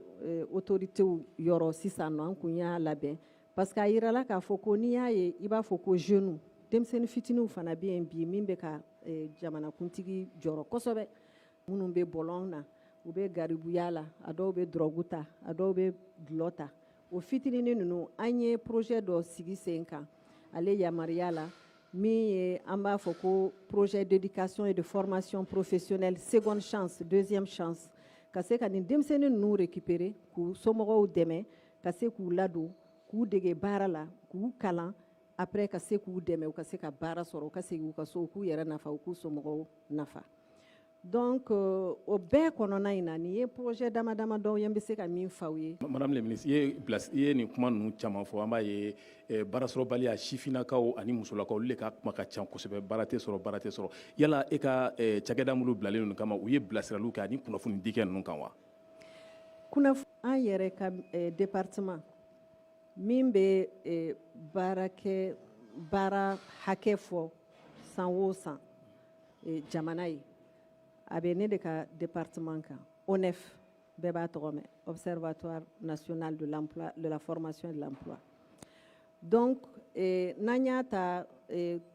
ɲinan kalo 3 fɔlɔ in parce que o de données b'an bolo fɔlɔ 12 000 un peu plus de 12 000 emplois o de créera ba 12 o de créera n'aw taara statistiques lajɛ aw b'a y'a la c'est vrai que o ye minnu créera le net mais min yɛrɛ kun créera o ka ca n'o ye dɔɔni mais 7 ɲɔgɔn olu fana ka baara tiɲɛna nin kalo 3 in kɔnɔna la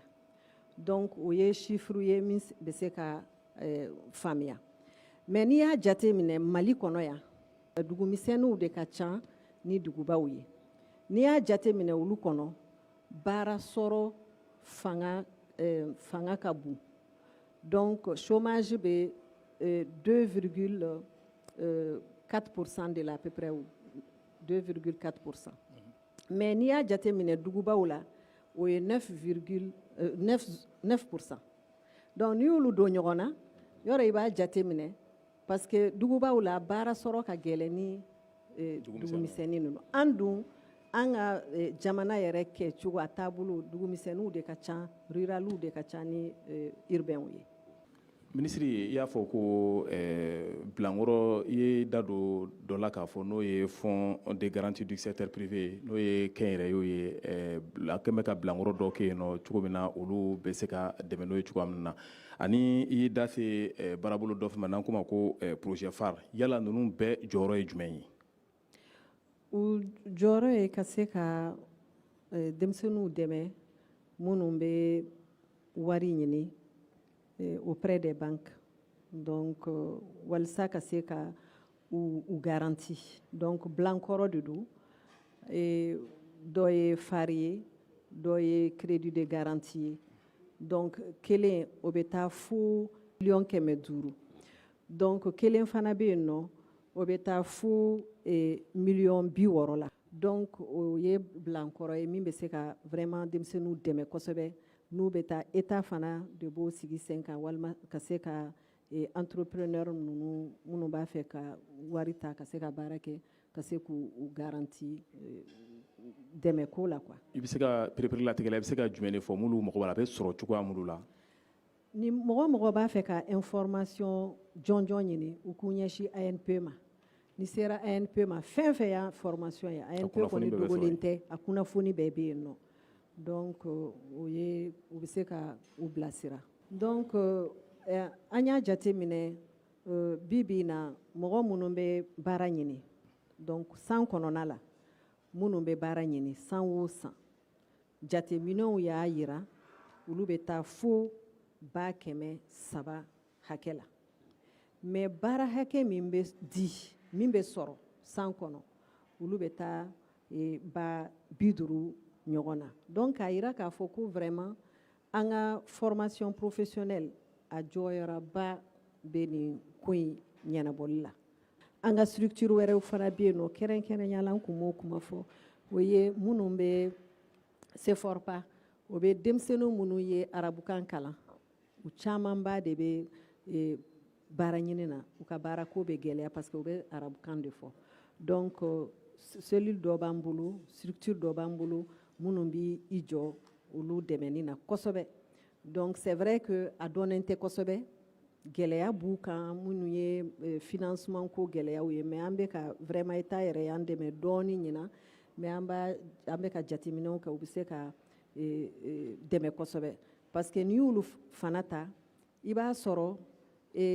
moins 4%. Donc ni tɔw bɛ effort min kɛ ka baara sɔrɔ olu bɛ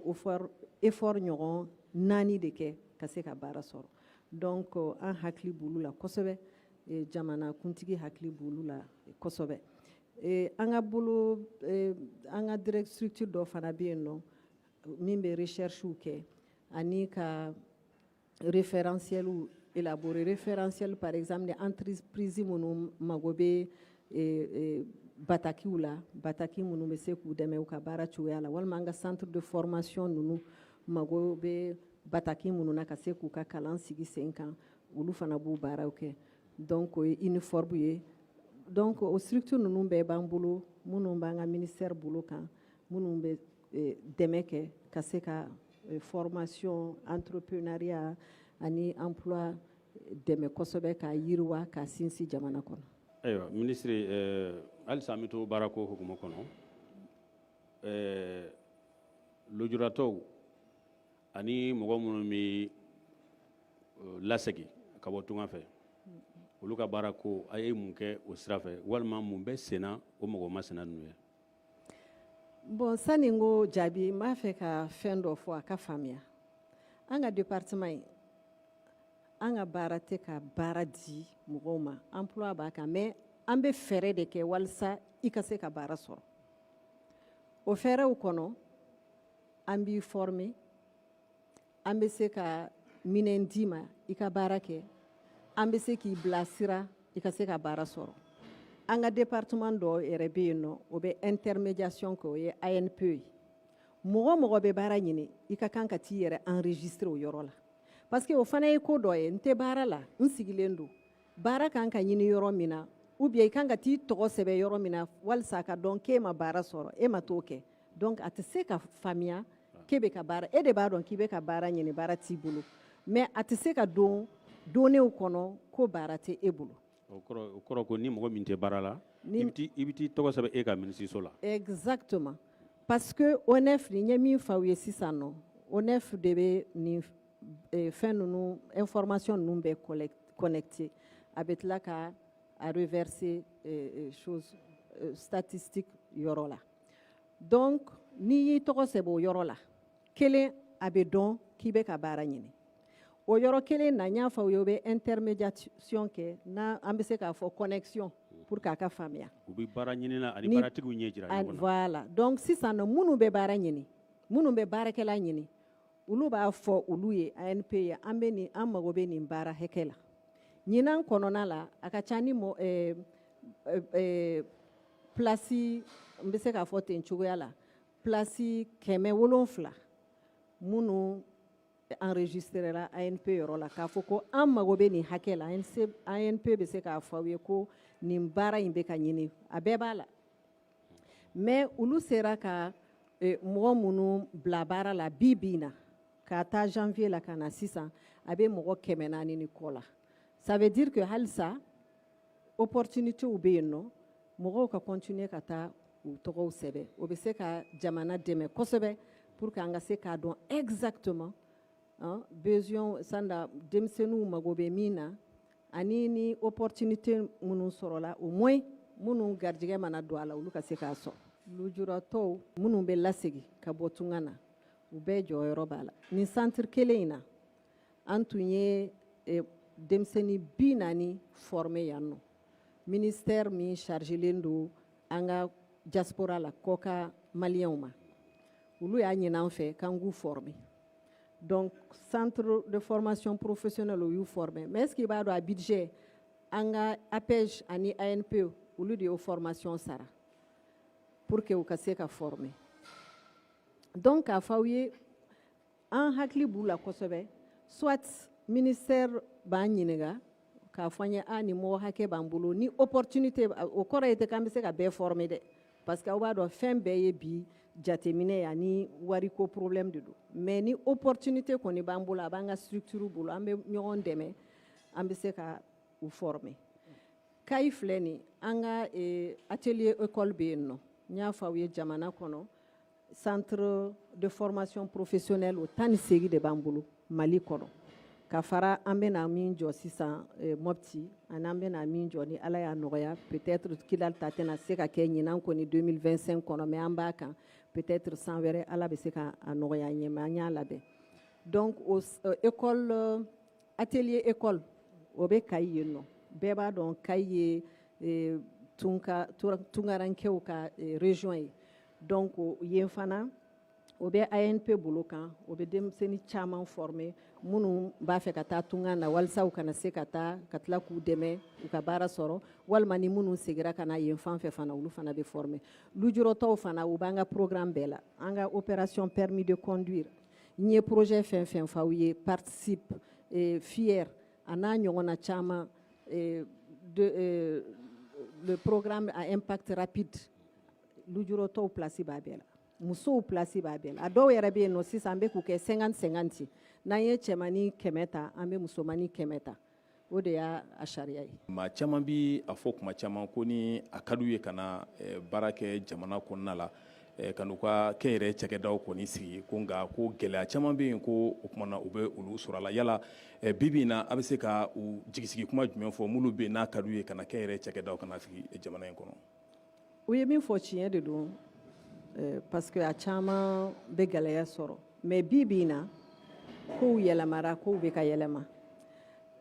an kun bɛ Genève kɔsa in na an segira ka na semaine kelen an taara ɲɔgɔn ye ba dɔ la min bɛ kuma baara yɛrɛ kan Organisation internationale du travail ne ni ministre Fasum min bɛ occuper travail la yan nɔ ne n'o de kun bɛ yen nɔ ani ministre wɛrɛ mais ne n'ale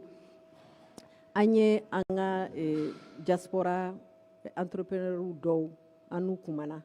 d'ailleurs an ni CNT représentant o bɛ yan nɔ a fana kun b'a kɛnɛ kan comme an n'olu bɛ baara kɛ la commission emploi olu b'an ka ko caman kalama u y'a fɔ an ye effectivement ko u y'a essayer dɔw ko siɲɛ caman u y'a essayer ka na u sigi Mali kɔnɔ yan nka gɛlɛyara u bolo kosɛbɛ taa ka seginw ka girin u tɛ ka ɲɛ sɔrɔ a la bon bi in na n y'a yir'u la ko code minier o ye place ba de di maliyɛn yɛrɛ ma donc olu yɛrɛ jɔyɔrɔba place ɲɛnaman b'u bolo yen nɔ parce que fɔlɔ la min kun bɛ yen nɔ donc an ka minnu bɛ maliyɛn minnu b'a fɛ ka don o circuit kɔnɔ donc possibilité t'u bolo u ka se ka donc transition ye yɛlɛma dɔ kɔnɔ an y'o information bɛɛ d'u ma a caman kun t'a kalama an y'a f'u ye fana ko bi in na le code de l'investissement donc o fana ba yɛlɛmara ka se ka ouverture kɛ u ye kosɛbɛ n'i b'a fɛ k'i ka entreprise créer bi a ma se i ka papier ta i bɛ don yan i ka bɔ i bɛ taa API la dɔrɔn i bɛ taa API Mali la ni sera yen nɔ an yɛrɛ ka lasigiden dɔ bɛ yen an ka ANP mɔgɔ dɔ bɛ yen nɔ fɛn min y'an ta fanfɛla ye u bɛ se k'i bilasira o bɛ yen nɔ tout le temps donc opportunité caman b'a bɛ yen nɔ pour que ka se ka vraiment u ka insertion n'u b'a fɛ ka segin ka na yan nɔ k'o faciliter. Ayiwa minisiri an y'a jateminɛ an ka jamana kɔnɔ maa caman bɛ kalanjanw kɛ dɔw bɛ taa sanfɛ kalansow la a bɛ fɔ o ma ko université u bɛ taa dɔnniya sira dɔw fɛ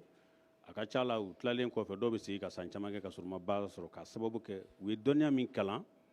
o baara sɔrɔli ka suma jamana kɔnɔ o tigilamɔgɔ ninnu ni olu sera aw ma fɛɛrɛw b'a bolo baara kalan ni kɛnyɛrɛye nasiraw fɛ ka olu dɛmɛ wa yan'u sigilen ka to ten. Reconversion tubabukan na k'u bayɛlɛma o b'an bolo yan fo n'a man di min ye ni mo parce que an y'a jate minɛ bi effectivement olu de ka ca n'i y'a ɲɛ to dɔ f'aw ye sisan dans la zone rurale chômage man ca o parce que yen nɔ n'i wulila sɔgɔma i bɛ taa i ka foro la i bɛ baara kɛ i bɛ taa i ka butigi la i bɛ taa baara kɛ ou bien i bɛ taa fɛn dɔ kɛ kɔni voilà i bɛ baara kɛ i bɛ wari fana ladon a b'i musakaw ta mais duguba kɔnɔ de taux bɛ fo sanfɛ 9% na o mɔgɔ ninnu n'u nana o denmisɛnnin ninnu an yɛrɛ mago b'u la parce que an bɛ ka sensibilisation k'a kan kosɛbɛ k'u encourager an ka structure fana kɔnɔna la u bɛ se ko mɔgɔw bɛ yen nɔ les centres d'orientation jeunesse an y'olu saba dayɛlɛ on était à Gao au mois de février à Gao an y'o saba dayɛlɛ olu saba an n'an ka partenaire an ka projet dɔ bɛ yen nɔ ko Proman $1,700,000 o centre d'orientation ninnu an ye mɔgɔw de former k'a bila kɔnɔ ni denmisɛnnin min bɛ baara ɲini ni sera yen nɔ baara kan ka ɲini cogo min ANP yɛrɛ b'a kɛ fana a papiyew bɛ ladon cogo min a bɛ labɛn cogo min sira minnu b'a la o bɛɛ de bɛ f'iya i bɛ dege u b'i dɛmɛ fana k'a kɛ olu bɛ yen nɔ a bɛ Kidal an bolo a bɛ yɔrɔ wɛrɛw la minnu tɛ yen nɔ an b'a fɛ fana k'olu continuer en plus de nos structures bon an ka cakɛda ninnu direction ninnu que ça soit l'APEJ que ça soit l'ANPE que ça soit le FAFPA an ka programme ninnu u caman bɛ ninnu structure ninnu kɔni bɛ yɔrɔ bɛɛ région bɛɛ kɔnɔ u bɛɛ région bɛɛ kɔnɔ donc ni ser'u ma dɔrɔn fɛn fɛn ye baara kuma ye formation professionnelle ni projet min bɛ sen na programme min bɛ sen na formation minnu bɛ sen na a bɛɛ bɛ f'i ye k'a fɔ denmisɛnninw ye u ka t'u enregistrer ANP la minnu bɛ baara ɲini ani minnu b'a fɛ ka former u ka se an ka structure tɔ ma n'an ka projet ma. Minisiri bibi in na an y'a ye k'a fɔ an ka minisirisow caman u ka baaraw kɔni fanbaw caman bɔlɔlɔ siraw fɛ o kumana a ye o yɛlɛmaw caman olu donna minisirisow caman na yala e ka yɔrɔ la a ye baara jumɛn ko olu la o sira ninnu fɛ nin san in kɔnɔna la. An bɛna plateforme belebeleba dɔ bila ligne kan ANP yɔrɔ la donc fɛn fɛn ye baara ɲini ko ni baara sɔrɔ ko ni formation ko ani a bɛɛ bɛ y'a kɔnɔ. APEJ parce que n bɛ sinsin olu kan parce que olu ni denmisɛnninw de bɛ baara kɛ kosɛbɛ fana o fana ta bilala sen kan an kɛlen ka denmisɛnnin 2,500 donc président de la transition o tun ye wari d'a ma $1,900,000 kɔ pour que ka denmisɛnnin ninnu bila stage la o kɛra bɛɛ ɲɛna an y'o lancement kɛ mois de mars kɔnɔ. Le 2 mai, o denmisɛnnin ninnu bɛɛ y'i ka baarayɔrɔ sɛgɛrɛ donc o don an kun y'o plateforme fana an y'o lancé yen nɔ k'a yira mais a bɛ sen na halisa mais déjà n'i bɛ baara ɲini i bɛ se k'i to i sigiyɔrɔ la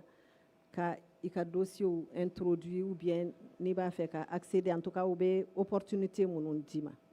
mais an bɛ ka dɔ fana jate minɛ a ma sigi sen kan dɛ mais vraiment an b'a labɛnniw na walasa an yɛrɛ ka département in puisque département don min ɲɛsinnen don baara ni baaradegew ni entrepreneuriat olu bɛ an b'a fɛ ka plateforme kelen belebeleba sɔrɔ min b'an ka services bɛɛ interconnecté ka taa dugu ma fo sanfɛ donc hali minnu bɛ région kɔnɔ olu ka se n'i donna kɔnɔ dɔrɔn fɛn fɛn ye baara ye ani opportunité ye i ka se k'a fɛn donc an b'a kan dɔɔni dɔɔni. Ayiwa ministre Umu Sek an ye fɛn caman faamu baara kan ani fɛn fɛn ye baara dege ani kɛnyɛrɛye cakɛda ko jamanadenw ye hakilina di i ka ministeriso kan u fɛta ye min u y'o fɔ u y'a kɛ ja dɔw ni kunnafoniw fɛ an baarakɛɲɔgɔn kunnafoni ko cakɛda n'o bɛ wele ko ANCD ale ye sɛgɛsɛgɛli kɛ min kan Bamakɔ dugu kɔnɔna na an bɛ olu filɛ fɔlɔ ka segin ka na kɛnɛ kan.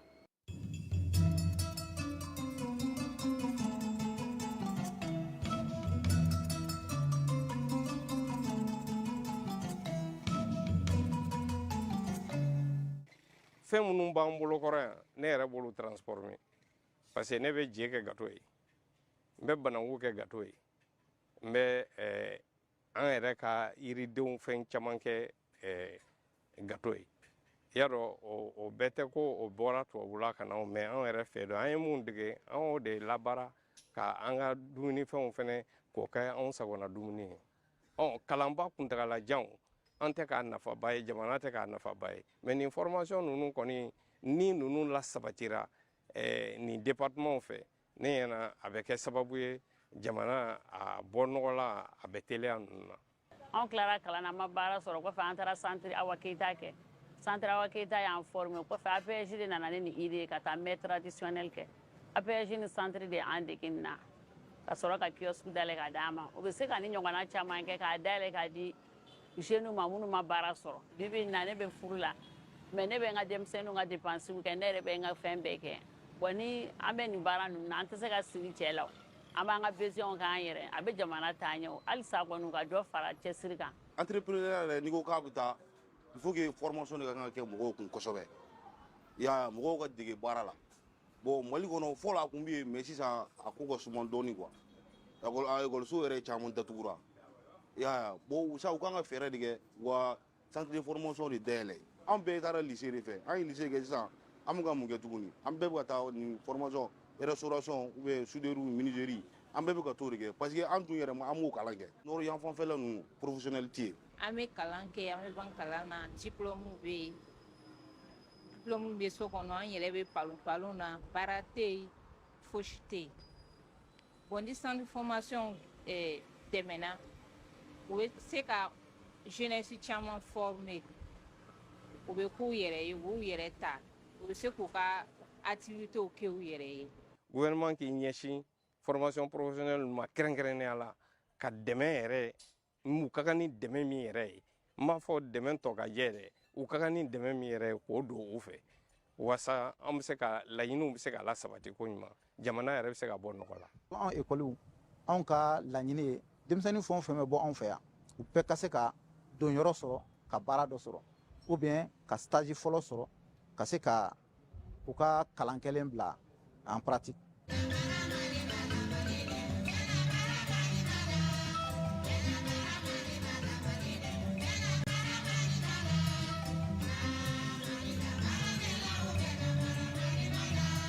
Ayiwa ministre an ka kɔrɔfɔ b'a la ka i sɛnsɛn ka taa a kuncɛyɔrɔ la a jɛlen don ko ŋaniya dɔw bɛ aw la waati nataw la baarako sira fɛ baarakalan sira fɛ ani kɛnyɛrɛye nasiraw fɛ i bɛ se ka o kumabaw ɲɛfɔ an ye waati kuntala surun waati kuntala mankan ani waati kuntala jan kɔnɔ wa. Waati kuntala surun an ka ni ala sɔnna ɲinan kɔnɔna la an ka centre de formation 6 kɔrɔlenw olu bɛna kuraya construction na ani équipement na an ka Mopti centre belebeleba in ni ala sɔnna o fana ni ala sɔnna an b'a ɲini ala fɛ parce que a wariw sɔrɔla baaraw a bɛɛ banna a tɔ tora dɔrɔn an ka a jɔli daminɛ Sikaso ni Marikala ni ala sɔnna olu fana u laban ka a finition kɛ n y'a fɔ aw ye cogo min donc olu fana bɛna sigi sen kan n'o bɔra yen an ye salon international de l'entrepreneuriat an y'o dɔgɔda ɲinan kɔnɔna la o b'a to an ye stratégie minnu fɔ yɛlɛma kura minnu donna la an bɛna olu bɛɛ kɛ yen nɔ et puis c'est à l'échelle internationale salon international de l'entrepreneuriat AS donc an bɛna réseautage kɛ fɛn caman bɛna k'a kɔnɔ min bɛ a to entrepreneur ninnu olu ka yɛlɛma bɛna don ka ko la kosɛbɛ symposium dɔ bɛ yen nɔ o fana kan ka labɛn n'ala sɔnna ɲinan kɔnɔna la premier ministre y'a bila a ka plan d'action kɔnɔna la donc o fana o ye ka fɛn fɛn ye acteur ye mɔgɔ o mɔgɔ bɛ baara kɛ donc ONG ninnu association ninnu collectivité territoriale ani partenaire privé ninnu parce que olu de bɛ baara créer kosɛbɛ donc olu bɛɛ bɛ y'a kɛnɛ kan ni ala sɔnna o b'a to an bɛ ko caman caman faamuya an bɛ n'a jate minɛ o fana kɔfɛ ni résolution minnu taara yɛlɛma bɛ se ka don baara kɔnɔ tuguni donc an bɛ réforme wɛrɛw kan donc fɛn fɛn y'an ka services régionaux n'an ka structure ninnu yɛlɛma bɛ n'a don a kan formation yɛrɛ donc batakiw dɔw bɛ yen nɔ an bɛ ka an ye cadre de réflexion dɔ sigi sen kan an bɛ se ka fana u améliorer ka dɔw fara u kan walasa u ka se ka yɛlɛma ka se ka don baara in na kosɛbɛ ni ala sɔnna. Ayiwa minisiri an ye o faamu laɲiniw faamu yani an ka kɛnɛ wuli ni dakuruɲɛ kelen min fɛ ka lase mɔgɔw ma baarako baarakalan ani kɛnyɛrɛ cakɛdako la. Bi bi in na président de la transition Assimi Goïta o y'a yira ko denmisɛnninw ka baarako y'a yɛrɛ ka ko ye fɛn fɛn kan ka kɛ fɛn min ye vision ya hakilina ani baara minnu kan ka o hakilina sabati wariw ni labɛn fɛn fɛn kan ka kɛ o kɔnɔna la ɲinan kɔni filɛ ni ka fɛn fɛn f'aw ye an tɛ se k'a fɔ ko fɛn ma kɛ dɛ an bɛ min ɲini denmisɛnninw fɛ u ka s'an ma u ka se an ka structure ma n y'a fɔ cogo min u k'u enregistrer u k'u gɛrɛ an ka mɔgɔw la région kɔnɔ ani an yɛrɛ au niveau de Bamako que ça soit le ministère walima an ka structure minnu bɛ yan nɔ n'ala sɔnna u tɛ nimisa k'u la an n'u kɔni an bɛ yan nɔ jamana ka bila la jamana ye min f'an ye u m'an tɔɔrɔ a financement ko la donc an fana tɛna jamanadenw tɔɔrɔ nka u k'a faamuya fɛn bɛɛ n'a hakɛ don donc an kɔni b'an seko kɛ an ye fɛn minnu lancer kɛnɛkaw kow de don n'an ye fɛn fɛn kɛ a dɔnnen don a bɛ se ka vérifier donc a fɔ fana ko Mali tɛ se ka jɔ ni malidenw tɛ ne ka kuma laban bɛ k'o ye donc an k'an bolo di ɲɔgɔn ma walasa yɛlɛma ka don kow la jamana y'a jɔyɔrɔ a kan k'a jɔyɔrɔ fa mais an minnu ye jamanadenw ye an fana kan k'an jɔyɔrɔ fa kosɛbɛ jamana jɔli la. Ministre Musa Alsek i ni ce.